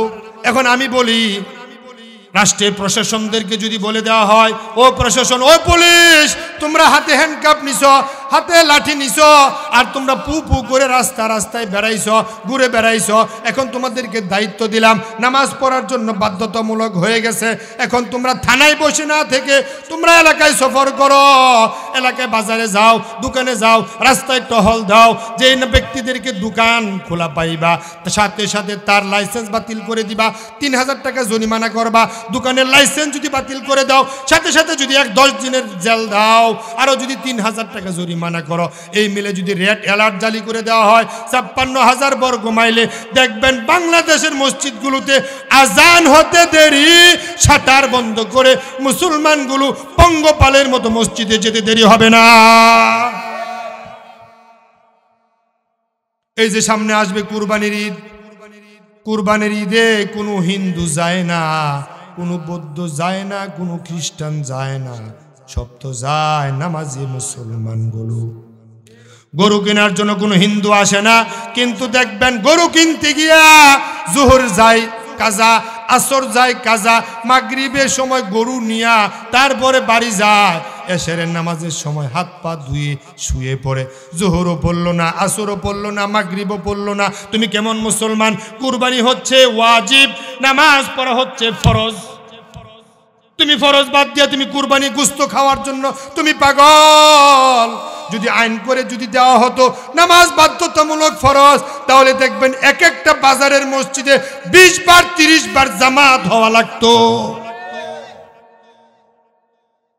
মাগরিবের আজানের সময় আপনাদের এই কি বাজার বলে, চালা বাজারে যখন যাবেন, মাগরিবের আজানের সময় দেখবেন মসজিদে আছে কত হাজার, বাজারে আছে কত হাজার। মসজিদে পাইবেন কয় ১০০, ১৫০, ২০০, ৩০০ মানুষ, আর বাজারে দোকান খুলে মোমবাতি টানতাছে হাজারে হাজারে মুসলমান। নামাজের খবর নাই, নামাজের খবর নাই। নামাজ মানে পড়লে পড়ো, না পড়লে নাই। আমার বন্ধু, এখন আপনি বলবেন আইন করে কেমনে নামাজ পড়ানো যায়? হয়তো অজু ছাড়া নামাজ পড়বো। আমি বলবো দোস্ত, অজু ছাড়া যদি পুলিশের ভয়ে, বাড়ির ভয়ে যদি 2 দিন 3 দিন যদি নামাজ পড়ে, 4 দিনের মাথা সে বলবে নামাজ যেহেতু পড়ি, অজু ছাড়া বিনা অজুতে পড়ে নিজের লস করে লাভ কি? নামাজ যেহেতু পড়ি, 3 দিন পড়লাম 2 দিন পড়লাম অজু ছাড়া, নামাজ যেহেতু পড়তেই হবে, অজু করে নিজের কল্যাণ কামনা করি। এই যে সামনে আসছে রোজা, দেখবেন মসজিদের মাইকে এলান হবে, সেহরি খান সেহরি খান। দেখবেন অধিকাংশ মানুষগুলোর দ্বার খুলবে না, তারা ঘুমায়া থাকবে, রোজা রাখবে না, তারা মনে করে এটা গ্যাস্ট্রিকের মাস। নাউজুবিল্লাহ। যাদের ঘরে চাল নাই তারা শুধু রোজা রাখুক, আমাদের ঘরে ভাত আছে আমরা খামু দিনের বেলা। এমন কিছু লম্পট মুসলমানদেরকে দেখা যায় দিনের বেলা রোজাদার মানুষের সামনে পর্যন্ত বিড়ি টানে। ঠিক না? ঠিক না? এই যে বাজারের স্টলগুলো দেখবেন, বাজারের হোটেলগুলো দেখবেন এখনো খোলা আছে, দিনে খোলা রাতে খোলা, কোনো পর্দা নাই। রমজানের দিন সকাল থেকে দেখবেন হোটেলগুলো রেস্তোরাঁগুলো পর্দা লাগাইয়া দিছে, ভিতরে ঢুকে খাবারও খায়, বিড়ি টাইম না, তারপরে আবার মুসলমানের সমাজে যায়। কেমন মুসলমান তুমি? আল্লাহর ফরজ রোজাকে তুমি ডিনাই করে বাদ দিছ। জীবন তো তোমার যাওয়া উচিত। 1 বছর ফিরে 1 বছর পরে ঘুরে ফিরে রোজা আসছে, রোজাকে তোমার আহলান সাহলান করা উচিত, মারহাবা ওয়েলকাম বলা উচিত, রমজানের পবিত্রতা অর্জন করা উচিত। রমজানের আগের দিন 2 দিন আগে 1 দিন আগে সারা এলাকায় মিছিল করবেন, রমজানের পবিত্রতা রক্ষা করতে হবে। হোটেল রেস্তোরাঁ বন্ধ করতে হবে। কোন মুসলমানের হোটেল রেস্তোরাঁ এখন আর জালেমের মতো খোলা রাখতে দেওয়া হবে না। হোটেল যদি বন্ধ থাকে, বাড়িতে যদি ভাত রান্না না করে বাজারে এসে খায়। এখন বাজারের হোটেলগুলো যদি বন্ধ থাকে, খাবে কই? এসে বলা রোজাই রাখি। তবে কিছু দোকান খোলা রাখা উচিত। মুসাফির কিছু মানুষ দেশ থেকে এদিক থেকে ওইদিকে যাবে, ওইদিক থেকে এদিকে আসবে, কারণ মুসাফিরদের জন্য তো এক্সেপশনাল, রোজা রাখতেও পারে ভাঙতেও পারবে। এখন তারা যদি মুসাফির অবস্থায় এসে যদি কিছু খাবার না পায়, খাবে কি? তাদের জন্য কিছু খাবার রাখা উচিত, দোকান কিছু তাদের জন্য খোলা রাখা উচিত। ইসলাম এত কাঠিন্য কোন ধর্ম না, জুলুম ইসলাম করে না। এই যে দেখেন রোজা রাখার জন্য বাধ্য করছে, আবার অসুস্থ মানুষের জন্য রোজা রেখে দেওয়ার জন্য বঙ্গের আইনও আছে না নাই?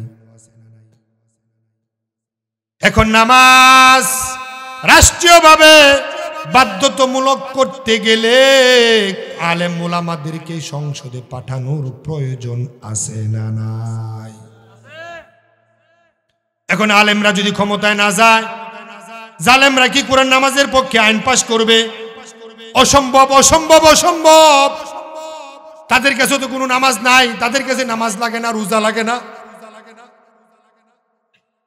এখন আল্লাহর বিধানে যেমন আছে নামাজের জন্য আইন পাশ করো, এই কোরআনে আবার আছে যদি কোনো চোরে চুরি করে তার হাত কেটে দাও। চোরে যদি চুরি করে তার হাত কেটে দাও, আল্লাহর বলছে ওয়াসারিকু ওয়াসারিকাতু ফাকাতউ আইদিয়াহুমা। কোরআনে আছে না? চোরে যদি চুরি করে তার হাত কেটে দাও। এর আগে আল্লাহর বিধান অনুযায়ী ইসলামী ভূখণ্ডের প্রেসিডেন্ট যিনি হবে, তিনি টেলিভিশনে মানুষের খাদ্য, চিকিৎসা, বাসস্থান সব কিছুর গ্যারান্টি দিয়ে তারপরে বলবে এখন থেকে যদি আর কোনো চোর চুরি করে তাহলে তার হাত কেটে দেব। এটা টেলিভিশন চ্যানেল, স্যাটেলাইট, পত্র পত্রিকায় ও সোশ্যাল মিডিয়া প্রচার প্রসার হবে। আমরা দেখব, আপনারা দেখবেন, আমার আপনার ঘরের দরজা মেলে যেন ঘুমাতে পারি, চুরি যেন না থাকে। তখন আলেম ওলামাদেরকে ক্ষমতায় পাঠাতে হবে। ওই আলেম ওলামারা মানুষের চিকিৎসা, খাদ্য, বাসস্থানের গ্যারান্টি যখন দেবে, কোরআন দিয়ে যখন দেশ চলবে, তখন মানুষগুলোর খাদ্য, চিকিৎসা বাসস্থানের গ্যারান্টি যখন হয়ে যাবে তখন যদি বলে দেওয়া হয় এবার যদি চুরি করো হাত কেটে দেব, তখন দেখবেন এই ফরমান এলাকায় চললে, এলাকায় চালু হলে বাংলাদেশের যারা আগে চুরি করত তারা ঠান্ডা পানি খেয়ে তারা ভালো হয়ে যাবে। তারপরেও যদি একজন দুইজন চোর পাওয়া যায় তাদেরকে বাইতুল মোকাররমের সামনে নিয়ে সকল স্যাটেলাইট চ্যানেলগুলোকে দাওয়াত দিয়া তাদের সামনে প্রকাশ্য হাত কেটে দাও। এই হাত কাটার বিধান যখন সারা বাংলাদেশে দেখবে, একদিন দুই দিন প্রচার করার পরে তারপরেও যদি কোনো বাড়িতে খাবার না থাকে, কোনো মানুষ যদি কাজ কর্ম না করতে পারে, সে চুরি করবে দূরের কথা, রোজা রাখবে, তারপরও হাত হারাতে রাজি হবে না। এখন দেখবেন এই যে কারাগারের মাঝে সামনে ফটোকে লেখা আছেন, জাল কাটছেন মোটামুটি জাল কাটার লোক থাকার কথা, ইমতিয়াজ ভাই জাল কাটছেন, মাশাআল্লাহ মাশাআল্লাহ, তাই না? এই যে মেম্বার সাহেব জাল কাটা, এই যে ঠিক আছে, দেখছেন আল্লাহ কত জুলুম হয়েছে। এই কারাগারের মাঝে লেখা আছে রাখিব নিরাপদ, দেখাবো আলোর পথ, আছে না মেম্বার সাহেব? তার মানে চোর যদি যায় ভালো মানুষ হয়ে বের হবে, ডাকাত যদি যায় ভালো মানুষ হয়ে বের হবে। রাখিব নিরাপদ, দেখাবো আলোর পথ। এখন চোর গেছে ডাকাত হয়ে আসে, ডাকাত যায় সন্ত্রাস হয়ে বের হয়, ঠিক না বে ঠিক? উল্টাটা হলো কাজীর গরু গোয়ালও আছে, কিতাব নাই। তা রাখবেন নিরাপদ, দেখাবেন আলোর পথ। কেমনে চোর যায় ডাকাত হয়, ডাকাত যায় সন্ত্রাস হয়ে আসে। আমার বন্ধু 10টা 20টা মার্ডার খুনের আসামি কারাগারের ভিতরে গিয়া এর চেয়ে বড় গডফাদার হয়ে আসে। এখন আপনি জেলখানার ভিতরে আজকে ঢুকলেন, ঢুকার পরে গিয়া দেখেন বড় বড় মোসওয়ালা, দুরাকাটা জামা, এই বড় বড় চুল, সে হচ্ছে আপনার বস। জিগাই কিরে নতুন আমদানি নাকি? মেম্বার সাহেব জিগায় নতুন আমদানি নাকি? জি বস নতুন আমদানি। এবার কত কি অন্যায় করছো? আমি যে কি অন্যায় করছি কেমনে কইতাম? মানে মেম্বার সাহেবের সাথে যে একটা গেছে, হ্যাঁ তো ছাগল চুরি করে গেছে। হ্যাঁ গিয়া কেমনে? আমি ছাগল চুরি করছি। একবার দুইবার তিনবার জিগায় কিরে তুইও কি অন্যায় কি অপরাধ করছ? আমি ছাগল চুরি করছি। এই কাম করে মানুষ জেলখানার ভিতরে, এটা জেলের বদনাম, তো এটা তো জেলের বদনাম। বস আমি না ছাগল চুরি করছি। কাঁপতে কাঁপতে আমি না ছাগল চুরি করছি বস, আপনি কি করছেন?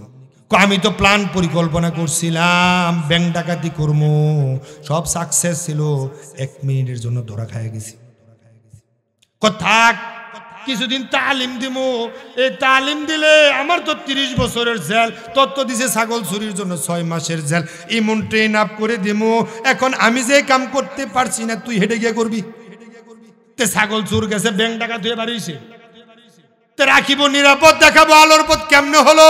উল্টা তো হয়ে গেল। এখন 10টা 20টা মার্ডার খুনের আসামি যখন কারাগারের ভিতরে ঢুকছে, ঢুকার পরে তখন আপনি জেলার আশেপাশে দেখবেন কত আলেম, কত ওলামা, কত মসজিদের ইমাম আছে, কত মসজিদের খতিব আছে। তাদেরকে বলে দেন, গলার মাঝে একটা কাঠ ঝোলায়া দেন, ও আলেম তুমি সকালবেলায় ঢুকো। সকালবেলায় ঢুকে সুরদের সাথে একজন আলেম দিয়ে দিল, ডাকাতদের সাথে একজন আলেম দিয়ে দিল, মদখোরের সাথে একজন আলেম দিয়ে দিল। তারপরে কি আর অন্যায় কয়েদিগুলো আছে তাদের সাথে কিছু কিছু আলেম দিয়ে দিল। ওই আলেমদেরকে সকাল 8টা থেকে বিকাল 5টা পর্যন্ত ডিউটি, আবার সন্ধ্যা 6টার পর থেকে রাত 9টা পর্যন্ত ডিউটি। ওই জেলারের ভিতরে যদি আপনি ফরমান জারি করে দেন, রাষ্ট্র যদি জারি করে দেয়, যারা তোমরা চোর আছো, যাদের 10 বছরের সাজা হয়ে গেছে, তোমরা যদি কায়দা আমপারা পড়তে পারো, তোমাদের 10 বছরের সাজা মওকুফ করে জামিন দিয়ে বের করে দেওয়া হবে। এখন হত্যা মামলার আসামি যে আছে, তারা যদি বলা হয় তোমার তো মনে হয় যাবজ্জীবন জেল হবে, এখন তুমি যদি কায়দা আমপারা পড়ে তুমি যদি 2 পারা কোরআন মুখস্থ করতে পারো, তাহলে তোমার যাবজ্জীবনের জেল 3 বছর করে দিমু। মৃত্যুদণ্ডপ্রাপ্ত আসামিকে যদি আপনি বলে দেন, ও কয়েদি, এখন তুই আমপারা শিখবি, কায়দা শিখবি, তোর তো জেলেই মরণ হতে পারে, জেলে তোর গ্লানি টেনে তোর জেলখানায় মৃত্যু হতে পারে, এখন তুই যদি কায়দা শিখতে পারস, আমপারা শিখতে পারস, তুই যদি কোরআনের 10 পারা অনুবাদ করতে পারস, ব্যাখ্যা সহ যদি পড়তে পারস, 5 ওয়াক্ত নামাজ যদি পড়তে পারস, তাহলে তোর যাবজ্জীবন জেল, মৃত্যুদণ্ডপ্রাপ্ত আসামি তোর একেবারে বেকসুর খালাস বানায়া দেব। ঢুকছে সন্ত্রাস, বের হয়ে আসবে আলেম, গেছে ছাগল চোর, বের হয়ে আসবে মোমেন। ঠিক না ঠিক? এই সংশোধনগার তো নাই। এই সংশোধনগার তৈরি করতে হলে আলেমদেরকে ক্ষমতা দাও, আলেমদেরকে মসনদে পাঠাও। ওই আলেমেরা যদি ক্ষমতায় যায়, ওই আলেমেরা সংসদে গিয়া নামাজের পক্ষে আইন পাশ করবে, চোরের হাত কাটার পক্ষে আইন পাশ হয়ে যাবে। এখন আপনি দেখবেন আপনাদের এলাকায় মদখোর আছে না নাই? ওই মদখোরে কি মদ খায় না শরবত খায়? আপনাদের এলাকায় গাঁজাখোর আছে না নাই? এই গাঁজা কারা খায়? সব ফেরেশতারা খায়, নাউজুবিল্লাহ। এখন আপনি দেখেন এই গাঁজা এলাকাটা পুরা সয়লাভ হয়ে গেছে। এই গাঁজা বন্ধ করতে গেলে এই রাতের 11:30 বাজে ওয়াজ কইরা কোনো লাভ নাই, ফেনসিডিলের ওয়াজ কইরা কোনো লাভ নাই।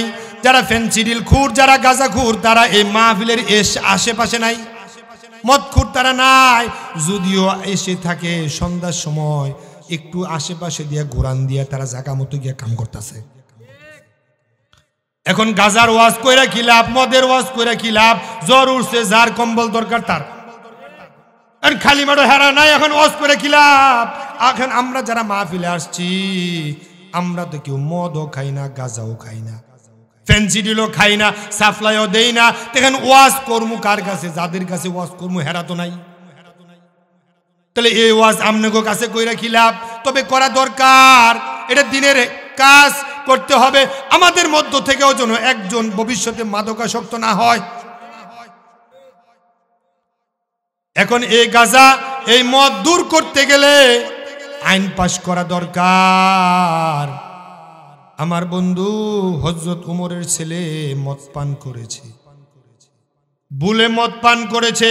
ওই বুলে মদ পান করার কারণে তৎকালীন সময়ে মিশরের গভর্নর আমর ইবনুল আস রাদিয়াল্লাহু তাআলা আনহু ঘরের ভিতরে নিয়ে 80 বেত দিছে। আবার এক কান থেকে আরেক কান খবর আসছে উমরের ছেলে মদ খেয়েছে, উমর নিজে আবার 80 বেত দিয়েছে। এখন আপনি দেখেন এই মদখোর গরিবের ছেলে মদ খাইলে পুলিশে ধরে নেয়, রাত্রেবেলা টহলরত পুলিশ রাস্তা থেকে ধরে নিয়ে মিথ্যা মামলা দিয়ে আগে জেলখানায় পুরাই দিছে। ঠিক না ঠিক?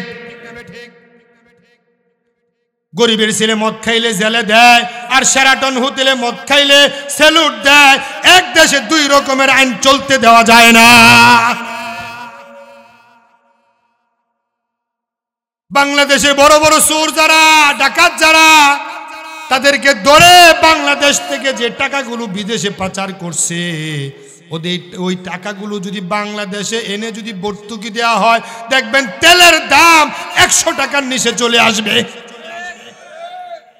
কেমন চোর? ওই জালেম কয় আমার পিএস নাকি হেলিকপ্টার ছাড়া চলে না। কইছে না? সাবেক ভূমিমন্ত্রী, তার বিদেশে বাড়ি হলো 620টা না 30টা বাড়ি। কেমন চোরের চোর? ভূমিমন্ত্রী বাড়ি যদি 620টা বাড়ি হয়, ওই দিন আমার দেশ পত্রিকায় আসলো, এটার কি কয়? ওই যে সেনাবাহিনীর এই যে 300 ফিটের রাস্তা হলো, এটার কি কয়? এদিক দিয়ে কি একটা জায়গা জেনে আছে, পূর্বাচল। এই পূর্বাচলে ওই জালেম ডাইনির 2 বোনের 600 কাঠা জায়গার ভিতরে বিশাল বড় বড় প্লট, 2 বোনের শত শত প্লট। আর তৎকালীন সময়ে ইসলামী আন্দোলন নেতাদের বিরুদ্ধে ওই মজিবুল হক মাইজ ভান্ডারী মামলা দেওয়ার কারণে 3 কাঠার বড় বড় প্লট পেয়ে গেছে। আলেমদের নামে মামলা দিছে, বাড়ি পায়। আলেমদের নামে মামলা দিছে, গাড়ি পায়। আলেমদের নামে মামলা দিছে, কত কিছু পায়। আর আলেমদের গলার মাঝে রশি লাগাইছে। তুমি কেমন মানুষ? এখন তুমি যে দেশ চালাইছো 16-17 বছর 15 বছর দেশ চালাইছো, এই দেশের মানুষ তোমারে আহলান সাহলান দিয়ে ডাকে যে আলেমদের জন্য ক্যাঙ্গারু ট্রাইব্যুনাল বানায়া আলেমদেরকে নির্যাতন করার জন্য ফাঁসির রশি লাগাইছো, জেলখানার মধ্যে তুমি কন্ডেম সিল বানাইছো, তারপর আইনাগর বানাইছো।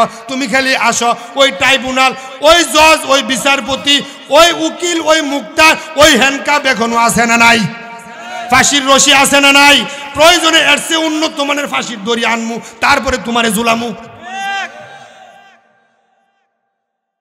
তোমারে জুলাইলে তুমি বুঝবা ওই আলেমদেরকে যখন জুলাইছো তাদের কি মন লাগছে, ওই আলেমদের কি অপরাধ ছিল, ওই আলেমদের কি দোষ ছিল। তারা তো মন্ত্রণালয়ে পাওয়ার পরেও 10 টাকার দুর্নীতি নাই, রাষ্ট্রের টাকা পর্যন্ত ফেরত দিছে। ওই নিষ্কলুষ ইনোসেন্ট পবিত্র মানুষগুলোর গলার মাঝে রশি লাগাইছো। আমার বন্ধু জালেম কারে কয়? ওই জালেমদের উত্তরসূরি ছিল এই কোরআনে আল্লাহ বলেন ফেরাউন আল্লাহর খলিফা না, ফেরাউন আদমের সন্তান তবে খলিফা না, নমরুদ আদমের সন্তান তবে খলিফা না, হামান আদমের সন্তান তবে খলিফা না, কিন্তু আবু লাহাব আদমের সন্তান, আবু জাহেল আদমের সন্তান, কিন্তু খলিফা না, কিন্তু তারা হলো জালেম। কিন্তু তাই তো আমরা দেখি একটারে জুতার বাড়ি খাওয়ায়া মারছে, নমরুদে জুতার বাড়ি খাওয়ায়া মারছে, ফেরাউন্ডে ফানিতে সুবায়া মারছে, আরেক ডাইনি হেলিকপ্টার দিয়ে উড়াইয়া ইন্ডিয়া গিয়ে ফলাইছে। আমার তো মনে হয় ছাত্র জনতা যদি পাইতো কাপড় খুলে রেখে দিত।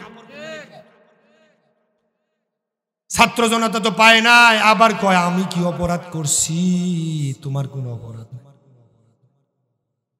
এই যে 32 নম্বর বাড়ি, এখান থেকে কি পাইল? আমার বন্ধু নিজের ক্ষমতা পাকাপুক্ত করার জন্য কত আয়নাঘর বানাইছ, কত নির্যাতনের সেল বানাইছ। এখন তুমি দেশে আসো জামাই আদর করো। আমার বন্ধু এই ইয়াবা দূর করতে হলে আইনের প্রয়োজন আছে। এখন আপনি দেখেন এই ইয়াবা দূর করার জন্য, গাঁজা মদ ফেনসিডিল দূর করার জন্য কোরআনের আইন দরকার আছে না নাই? কোরআনের আইন ছাড়া কি ওয়াজ করে কি ফেনসিডিল গাঁজা মদ দূর করা কি সম্ভব? সুরের যদি আপনি সুরি বলেন এই সুর তুই আর চুরি করিস না, এই গাঁজা খুর তুই আর গাঁজা খাইস না, এই মদ খুর তুই আর মদ খাইস না, এই শুনবে, এই শুনবে। আপনি কইতেছেন কোন কইয়া জানগা আমার খাওয়া আমি খামু। ওয়াজ করে সম্ভব না, আইন করতে হবে বাধ্যতামূলক ভাবে। আল্লাহ নবী বলেন আমার মেয়ে ফাতেমা যদি চুরি করে আমি ফাতেমার হাতটাও কেটে দেব। যে নবী নিজের মেয়ের ফাতেমার হাতটাও কাটতে রাজি, ওই নবীর সময় যদি চুরি করত তার হাতটাও কেটে দিয়েছে। এখন এই অন্যায় অনাচার কদর্য পরিবেশ দূর করতে গেলে কোরআনের রাজ কায়েম করা দরকার আছে না নাই? এই কোরআনের রাজ কায়েম কে করবে? আকাশ থেকে নাজিল হয়ে ফেরেশতারা করবে? এই কোরআনের রাজ কায়েম করার জন্য কর্মী লাগবে, এই কোরআনের রাজ কায়েম করার জন্য নেতা লাগবে, এই কোরআনের রাজ কায়েম করার জন্য ভোটার লাগবে। এখন আমি চাই আপনারা ভোট দিয়ে নেতা নির্বাচন করে ইনোসেন্ট পবিত্র মানুষগুলোরে ভোট দিয়ে সংসদে পাঠাবেন, কিন্তু একদল কর্মী লাগবে। ওই কর্মীরা নিজেরা মরবে, প্রয়োজনে মরে যাবে, প্রাণান্তকর প্রচেষ্টা চালাবে, তারপরে কোনো জালেমের সামনে মাথা নত করবে না। আল্লাহ নবী সাল্লাল্লাহু আলাইহি ওয়াসাল্লাম নিজেকে বাঁচানোর জন্য তালহা রাদিয়াল্লাহু তাআলা আনহু আল্লাহ উহুদের যুদ্ধে যখন মুসলমানদের প্রথম পর্যায়ে পরাজয় বরণ হওয়ার লক্ষণ দেখা দিল, হযরত তালহা রাদিয়াল্লাহু আল্লাহ নবীকে দেখে কাফেরেরা তীর মারছে, ধনুক মারছে, হযরত তালহা নবীরে বাঁচানোর জন্য ডাল হয়ে দাঁড়াইলো। সুবহানাল্লাহ কইবেন না? ডান দিক থেকে তীর আসে, তালহা ডান দিকে যায়, বাম দিকে তীর আসে, তালহা বাম দিকে যায়, সামনের দিকে তীর আসে, তালহা সামনে যায়, পেছন থেকে তীর আসে, তালহা পেছনে যায়। আল্লাহ নবীকে সেভ করার জন্য তালহা নিজের জীবনটা পর্যন্ত বাজি রেখেছে। এখন আপনি যদি খলিফা হন, আপনার সম্মান অনেক বেশি, আপনার ইজ্জত অনেক বেশি। এখন আপনি খলিফা, আপনার সম্মান অনেক বেশি। ফেরেশতা সালাম দেয়, আপনার সম্মান কাবার চাইতেও বেশি, আপনার সম্মান আল্লাহর আরশের চাইতেও বেশি। আপনার নিচে পাখা বিছা, পায়ের নিচে পাখা বিছা আপনারে সালাম দেয়, আপনার মৃত্যুর সময় সালাম দেয়। ওই খলিফার মৃত্যুর সময় আজরাইল যখন আসবে আল্লাহর রাসূল বলেন إذا كان العبد المؤمن في انقطاع من الدنيا وإقبال الآخرة نزل إليه من الملائكة بيض الوجوه كأن وجوههم الشمس سبحان الله বলেন ওই খলিফার দায়িত্বকালীন অবস্থায় দায়িত্ব পালন করা অবস্থায় ওই খলিফা যখন মারা যায় আজরাইল আসার আগে লক্ষ লক্ষ ফেরেশতা জমিনে চলে আসে ওই ফেরেশতারা এসে আপনাকে সালাম দেয় আপনাকে ওই ফেরেশতারা এসে আপনার জান্নাতটা কেমন হবে খাট গটি বাটি লুটা তোষক সোফা আপনার পুরো ডিজাইন জান্নাতের ডিজাইনটা আপনার চোখের সামনে উপস্থাপন করা হয় আমার আল্লাহ পবিত্র কোরআনে বলেন ওই দায়িত্ব পালনকালীন অবস্থায় ওই কি জানি বলছিলাম খলিফা ওই খলিফার দায়িত্ব পালন করা অবস্থায় খলিফার যখন মৃত্যু হয় আল্লাহর কোরআনে বলেন আল্লাযীনা তাতাওয়াফাহুমুল মালাইকাতু তাইয়্যিবিন ইয়াকুলুনা সালামুন আলাইকুম উদখুলুল জান্নাতা বিমা কুনতুম তা'মালুন সুবহানাল্লাহ الذين تتوفاهم الملائكة طيبين পুত পবিত্র আত্মার জান যখন কবজের সময় হয় আকাশ থেকে হাজারে হাজারে লক্ষ লক্ষ ফেরেশতা জমিনে এসে তারে সালাম দেয় এবং বলে কুনতুম তা'মালুন ও পবিত্র আত্মা জান্নাতের দিকে প্রবেশ করো তোমার কোনো টেনশন নাই ভয় নাই তোমার কোনো কষ্ট নাই তোমার কোনো দুশ্চিন্তা নাই জান্নাতের দিকে প্রবেশ করো ফেরেশতারা এসে সালাম দেয় আর জান্নাত থেকে রেশমি কাপড় নিয়ে আসে জান্নাতি আতর নিয়ে আসে জান্নাতের আতর নাকের মাঝে ছিটায়া দেয় আমরা তো দেখি গরিব মানুষ গরু পালে ছাগল পালে অর্ধেক ঘরে গরু পালে অর্ধেক ঘরে ওই মুভমেন্ট থাকে পেটে খাবার নাই ব্যবসা নাই বাণিজ্য নাই কোনো মেল নাই ফ্যাক্টরি নাই ইন্ডাস্ট্রি নাই রিক্সা চালায় মানুষের বাড়িতে কাজ করে ওই গরু সেনা দিলে ওই কৃষকের ঘুম ভাঙে কিন্তু ফরজ রোজা ছাড়ে না ফরজ নামাজ ছাড়ে না যাকাত দেওয়া ছাড়ে না অন্যায় করে না অনাচার করে না মানুষের মাথায় বাড়ি দেয় না কষ্ট দেয় না নিজেও কষ্ট করে মানুষকে কষ্ট দেয় না মানুষের খাবার মানুষের দুয়ারে পৌঁছে দেয় ওই কুড়ে করে থাকা অবস্থায় আজরাইল আসার আগে হাজারে হাজারে ফেরেশতা জমিনে নেমে যায় বিদুল বুজুহ ওই মুমূর্ষ ব্যক্তির চোখ যায় যত দূর ফেরেশতা দেখে তত দূর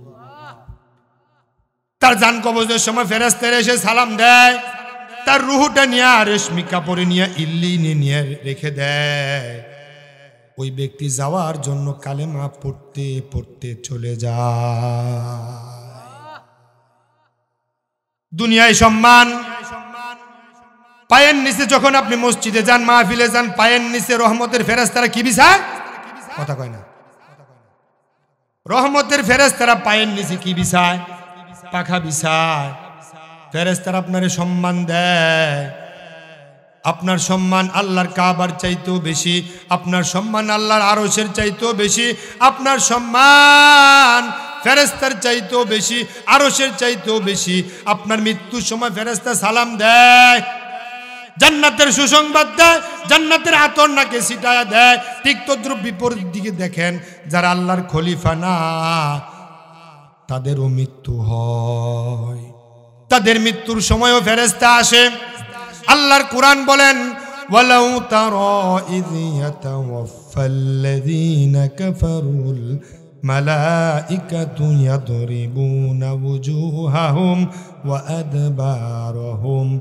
ওয়া যুকু আযাবাল হারিক নাউযুবিল্লাহ কোরআনে দুই রকমের অস্তিত্ব পাওয়া যায় দুই রকমের আয়াত পাওয়া যায় ঠিক তদ্রুপ জমিনে আল্লাহর খলিফাও পাওয়া যায় আবার জালেম মুনাফিকও পাওয়া যায় মুমিনের মৃত্যুর সময় সালাম আর কাফেরের মৃত্যুর সময় আকাশ থেকে জমিনে ফেরেশতা নেমে আসে বিদুল বুজুহ তার চোখ যায় যত দূর, ফেরেশতা দেখে তত দূর। কিন্তু ওই ফেরেশতারা ওই মুমূর্ষু মুমিনের কাছে যখন আসে, জান্নাতের আতর নিয়ে আসে, জান্নাতের ডিজাইন নিয়ে আসে, রেশমি কাপড় নিয়ে আসে। আর কাফেরের কাছে, মুমিনের কাছে, মুনাফিকের কাছে, কাফেরের কাছে, জালেমের কাছে যখন ওই আজরাইল আসে, তখন জাহান্নাম থেকে আগুন দিয়া বানানো চাবুক নিয়ে আসে। জাহান্নাম থেকে বানানো চাবুক নিয়ে আসে। চাবুক নিয়ে এসে তার পিঠে ইয়াদরিবুনা উজুহাহুম ওয়া আদবারহুম ওয়াযুকু আযাবাল হারিক।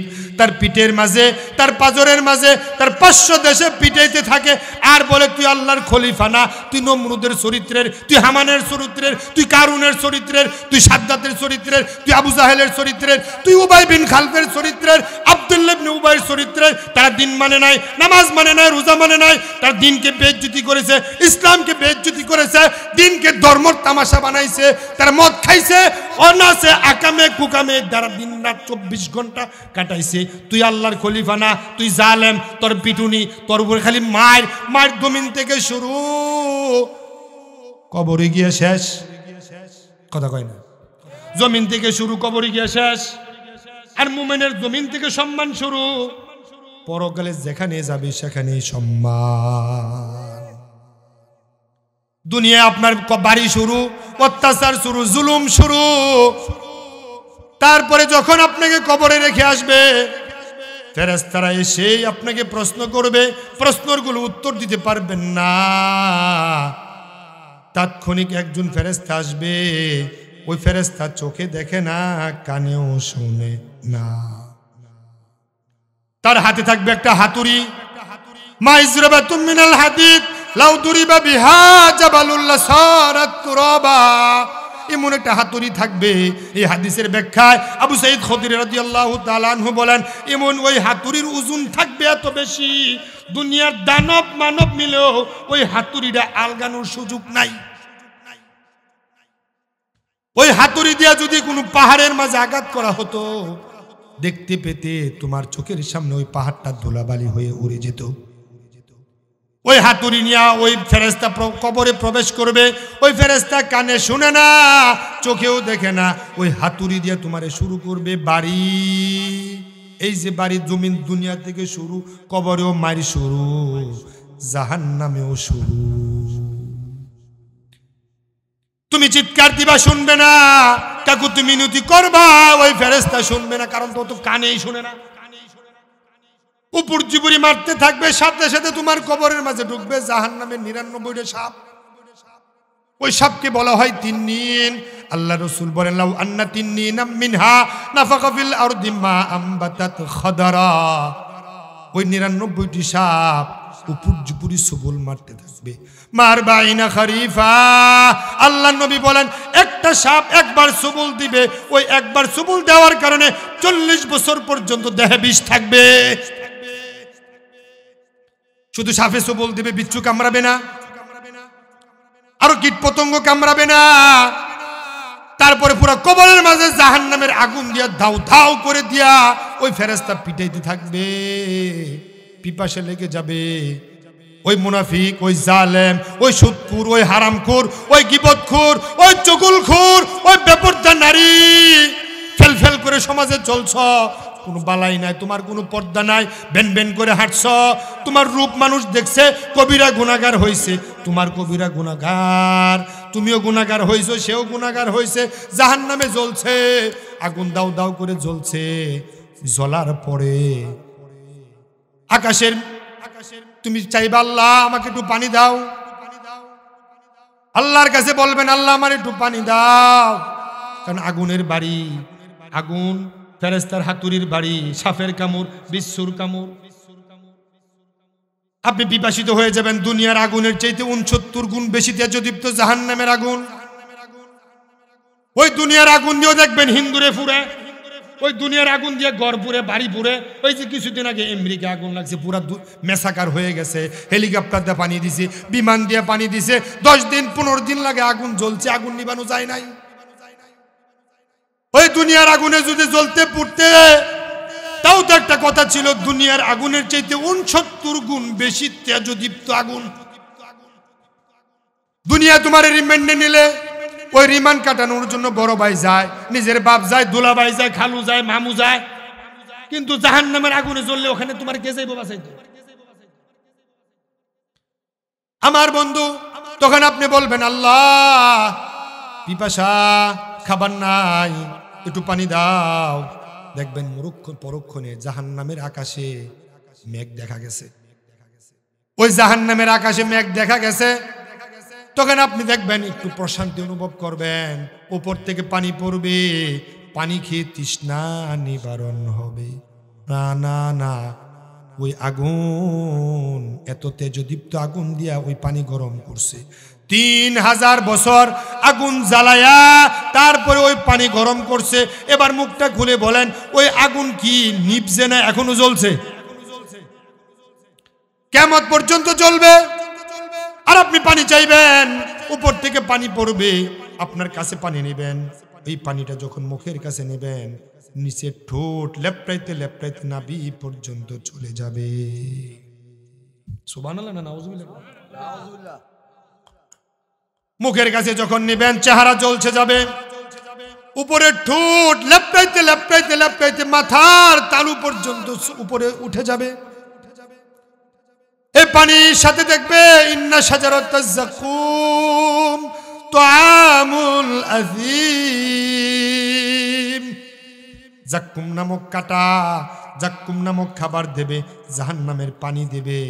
পানি গলার এদিকেও যাবে না, খাবারটা উপরে উঠবে না। কেমন লাগবে আপনার কাছে বলেন? সাপের কামড়, বিচ্ছুর কামড়, আগুনের ভিতরে জ্বলছেন। তখন আপনি বলবেন আল্লাহ তুমি আমারে মেরে ফেলো। ফেরেশতার কাছে বলবেন ফালাউ আন্না লানা কাররাতান ফানাকুনা মিনাল মুমিনিন। ও আল্লাহ, ও ফেরেশতা, জাহান্নাম থেকে বের করে দাও, আমারে মাফ করে দাও। এবারে আমি যদি যাই আর মানুষকে জুলুম করব না, আলেমদের ফাঁসি দিব না, কুত্তার মাথায় মানুষের টুপি দিব না, আলেমদেরকে মেরে জেলখানায় ঢুকায় রাখবো না, আলেমদেরকে নির্যাতন করব না, আলেমদেরকে অপমান করবো না, যুদ্ধাপরাধী বলবো না, রাজাকার বলবো না, যুদ্ধাপরাধী টিচিং বলবো না, দর্শনের মামলা দিয়ে তাদেরকে জেলখানায় ঢুকাবো না। ফালাউ আন্না লানা কাররাতান ফানাকুনা মিনাল মুমিনিন রব্বানা আখরিজনা না'মাল সালিহা। আল্লাহ তুমি আমার একটা বার খালি বের করো, সুযোগ দাও। এবার যদি যাই মুমিন হব, নামাজ হব, যাকাত দেবো, নামাজ পড়মু, যাকাত দেবো, ঘুষ খামু না, অন্যায় করমু না, অপরাধ করমু না, ওজনে কম দেবো না, খাদ্যে ভেজাল দেবো না, দিনের বুট রাত্রে বেলা দেবো না।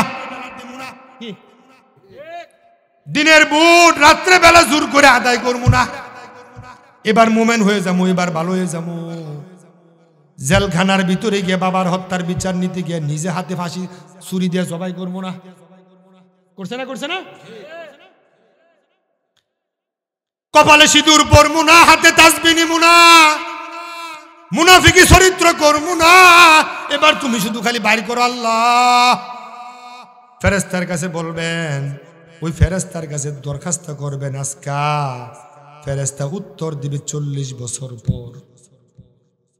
ফেরেশতা উত্তর দিবে 40 বছর পর। ফেরেশতা বলবে ক্বালাকসাউ ফিহা ওয়ালা তুকাল্লিমুন। লাঞ্ছিত হয়ে পড়ে থাক, তোর কোনো শাস্তি নাই, তোর কোনো নিষ্কৃতি নাই। অপরাধ করছ, বিবেক দিয়েছিলাম, বুদ্ধি দিয়েছিলাম, ভালোটাও চিনছত, খারাপটাও চিনছত, কিন্তু খারাপের পথে গেলি কে? খারাপের পথে গেলি কে? আজকে তোর কোনো সাজা নাই, তোর কোনো ছাড়া নাই। আল্লাহ বলবে খুযুহু ফাগুল্লু সুম্মাল জাহিমা সাল্লু। তার হাতে ধর, হাতে হ্যান্ডকাপ পরা, পায়ে হ্যান্ডকাপ পরা। আল্লাহ তাআলা সূরা দাহারের মাঝে বলেন ইন্না আ'তাদনা লিল কাফিরিন সালাসিলা ওয়া আগলালা ওয়া সাইরা। তার গলার মাঝে জাহান্নামের শিকল পরা। আমরা তো দেখছি এই 16-17 বছর ওই জালেম ক্ষমতায় থাকা অবস্থায় আলেমদের পায়ে ডান্ডা বেড়ি লাগাইছে। ওই মেম্বার আপনি পায়ে লাগাইছিনি? এই যে বকুল ভাইয়ের হাতে লাগাইছে, বকুল ভাইয়ের পায়ে লাগাইছে। আলেমদের বিনা মামলায়, বিনা অপরাধে তাদেরকে বুম ফুরছে গাজীপুর, মামলা দিছে মনোহরদি। গায়েবী মামলা দিয়া আলেমদেরকে, ইসলামী আন্দোলনের কর্মীদেরকে মামলা দিয়া হাতে হ্যান্ডকাপ, পায়ে হ্যান্ডকাপ, তারপরে ঠ্যাঙ্গের সাথে রশি একটা বাইন্দা, বুলেট প্রুফ জ্যাকেট দিয়া, মাথার মাঝে হেলমেট দিয়া, তারপরে আদালত নিচ্ছে আর আনছে, আর বোরে দিয়া দর্শনের মামলা দেওয়াইছে। মামুনুল আপনি দিছে না? বৌরে দিয়া দর্শনে মামলা দেওয়াইছে। 3 বছরের 5 বছরের মেয়েরে বৌরে দর্শন করছে, রাষ্ট্রের টাকা চুরি করে খাইছে, আলেমদেরকে তোহমত দিয়া মামলা দিয়া জেলখানায় নিছো আর আনছো। আমার আল্লাহ পবিত্র কোরআনে বলেন, তিলকাল আইয়ামু নুদাবিলুহা বাইনান নাস। আমি আল্লাহ দিন ঘুরাই, আমি আল্লাহ দিন পরিবর্তন করে দেই। যে মাজার মাঝে রশি লাগাইছো এখন তোমাদের কোমরে লাগছে, লাগছেনি? যে হ্যান্ডকাপ আলেমদের হাতে লাগাইছিলা, এই হ্যান্ডকাপ হাসিনার এমপি মন্ত্রীদের লাগছেনি? যে হ্যান্ডকাপ আলেমদের পায়ে লাগাইছিলা, যে দড়ি আলেমদের কোমরে লাগাইছিলা, ওই দড়ি এখন তোমাদের হাতে পায়ে জ্বলছে। অপেক্ষা করো, অপেক্ষা করো, অপেক্ষা করো। ছাত্রের মায়ের বুক খালি করছ, বাবার বুক খালি করছ। কত মা বিধবা হয়েছে, কত স্বামী স্ত্রী হারাইছে, কত মা মেয়ে হারাইছে, কত মা সন্তান হারাইছে। তাদের রক্তের বিনিময়ে কত হাজার, কত আলেম, কত উলামা, কত লক্ষ কোটি মানুষ মজলুম অবস্থায় আল্লাহর কাছে দোয়া করছে। কার রক্ত আল্লাহ যে কবুল করছে এটা বলা যায় না। ওই রক্তের প্রতিশোধ তোমাদের গলায়ও ঝুলবে। তিলকাল আইয়ামু নুদাবিলুহা বাইনান নাস। যে দড়ি চায়না থেকে, ইন্ডিয়া থেকে, কানাডা থেকে আনছ, ওই দড়ির মাঝে আবার রোজ লাগায়া, তেল লাগায়া তোমাদের গলায়ও ঝুলবে। ক্ষমতা পায়া বাহাদুরি করো না, অহংকার করো না, চাঁদাবাজি, হানাহানি, চিন্তাই করো না। আজকে তুমি যা করবে এটার ফল কিছুদিন পরে আবার তুমি ঠিক ফেরত পাবে। তাই আসুন, খলিফার দায়িত্ব বুঝতে হলে, খলিফা কি জিনিস, যে জিনিস যত দামি বিপরীত এটা নষ্ট হয় তত বেশি। এই যে বললাম, পোলার চাল নষ্ট হয়ে গেলে, পোলাও নষ্ট হয়ে গেলে কুত্তাও খায় না, বিড়ালেও খায় না, পচা দুর্গন্ধ হয়। আপনার সম্মান বেশি, আপনি আল্লাহর খলিফা, আপনি মুমিন, আপনি একামতে আন্দোলনের কর্মী, আপনার সম্মান, আপনার সম্মান দেয় ফেরেশতা। আপনার সম্মান আল্লাহর কাবার চাইতেও বেশি, আপনার সম্মান আল্লাহর আরশের চাইতেও বেশি, আপনার সম্মান ফেরেশতার চাইতেও বেশি। আপনার আপনার পায়ের নিচে রহমতের ফেরেশতারা পাখা বিছায়া দেয়, আপনার মৃত্যুর সময় সালাম দেয়। আপনি যখন কবর থেকে উঠবেন, কবর থেকে উঠার সাথে সাথে আবার সালাম আসে না নাই? কবর থেকে যখন আপনি উঠবেন, আল্লাহ তাআলা সূরা জুমারের মাঝে বলেন, وسيق الذين اتقوا ربهم إلى الجنة زمرا حتى إذا جاءوها وفتحت أبوابها وقال لهم خزنتها سلام। ওই মুমিন দুনিয়া থেকে মারা যাওয়ার পরে আবার যখন হাসরের মাঠে যাবে, জান্নাতে যখন যাবে, যেখানে যাবে প্রত্যেকটা গাটিতে শুধু সালাম পাবে। আর যারা মুনাফিক, খলিফার দায়িত্ব পালন করে নাই, একামতে দিনের কর্মী হয় নাই, দুনিয়া থেকে মার যতটা গাটিতে যাবে প্রত্যেকটা গাটিতে শুধু মায়ের আর মায়ের, অপমান, লাঞ্ছনা। তাই আসুন, আমরা একামতের দিনের কর্মী হয়ে আল্লাহর খলিফার দায়িত্ব পালন করি। পৃথিবীতে বেঁচে থাকা দরকার আছে না নাই? খলিফা হতে চান? খলিফা হতে চান কিনা? খলিফা যদি হতে চান, সম্মান দুনিয়ায় পাবেন, পরকালেও পাবেন, মিজানে সম্মান পাবেন, হাসরে পাবেন, ফুলসেরাতে ঘুরায় সম্মান পাবেন, জান্নাতে সম্মান পাবেন, কবর থেকে ওঠার সময় সম্মান পাবেন। সম্মান আর শুধু সম্মান, কোনো জায়গায় সম্মানের ঘাটতি হবে না। এই পৃথিবীতে আজ থেকে 40 বছর 50 বছর আগে আপনিও ছিলেন না, আমিও ছিলাম না। আজ আসি, কাল থাকবো না। মৃত্যু কার কখন হয় বলা যায় না। আল্লাহর কাছে মুনাফিক হইয়া, হারামখোর হইয়া, সুদখোর হয়ে যেতে চাই না, মুমিন হয়ে যেতে চাই। আল্লাহ দাড়ি দিছে, একদিন দাড়ি ছিল না, আবার কাঁচা দাড়িগুলো সাদা হচ্ছে। এই যে আমার ভাইয়ের মতো, কখন যে সাদা কাপড় দিয়ে ঢেকে দিয়া কবরে রেখে আসে বলা যায় না। আপনি বলবেন আগামী দিন থেকে নামাজ না, আমি বলি এখন থেকে পড়ুন। আপনি বলবেন আগামী শুক্রবার দিন তওবা তিল্লা করে আমি ভালো হয়ে যাবো, আমি বলবো না, এখন আপনি ভালো হন। রাত্রি পার হতে পারবেন কিনা শুন সন্দেহ নাই। আপনি ঘুষ ছাড়বেন আগামী 2 দিন পর, না না না, আপনি এখন ছেড়ে দেন। আপনি সকল প্রকার অন্যায় অনাচার ছেড়ে দিয়া আপনি খলিফা হয়ে যান। খলিফা হয়ে যদি আপনি কালকে মারা যান, সম্মান দেবে ফেরেশতা। এই মুহূর্ত পর্যন্ত আপনার সম্মান আল্লাহর ঘরের চাইতে বেশি, কাবার চাইতে বেশি, ফেরেশতার চাইতে বেশি, সব কিছুর চাইতে আপনার সম্মান অনেক বেশি। ওই সম্মান নিয়ে বাঁচতে হলে খেলাফতের দায়িত্ব পালন করা দরকার আছে না নাই? একামতে দিনের কর্মী হয়ে কাজ করা দরকার আছে না নাই? একামতে দিনের কর্মী হয়ে কাজ করতে গেলে কিছু জুলুম হবে, অত্যাচার হবে, নির্যাতন হবে। সব অত্যাচার নির্যাতন সহ্য করে আগাতে হবে।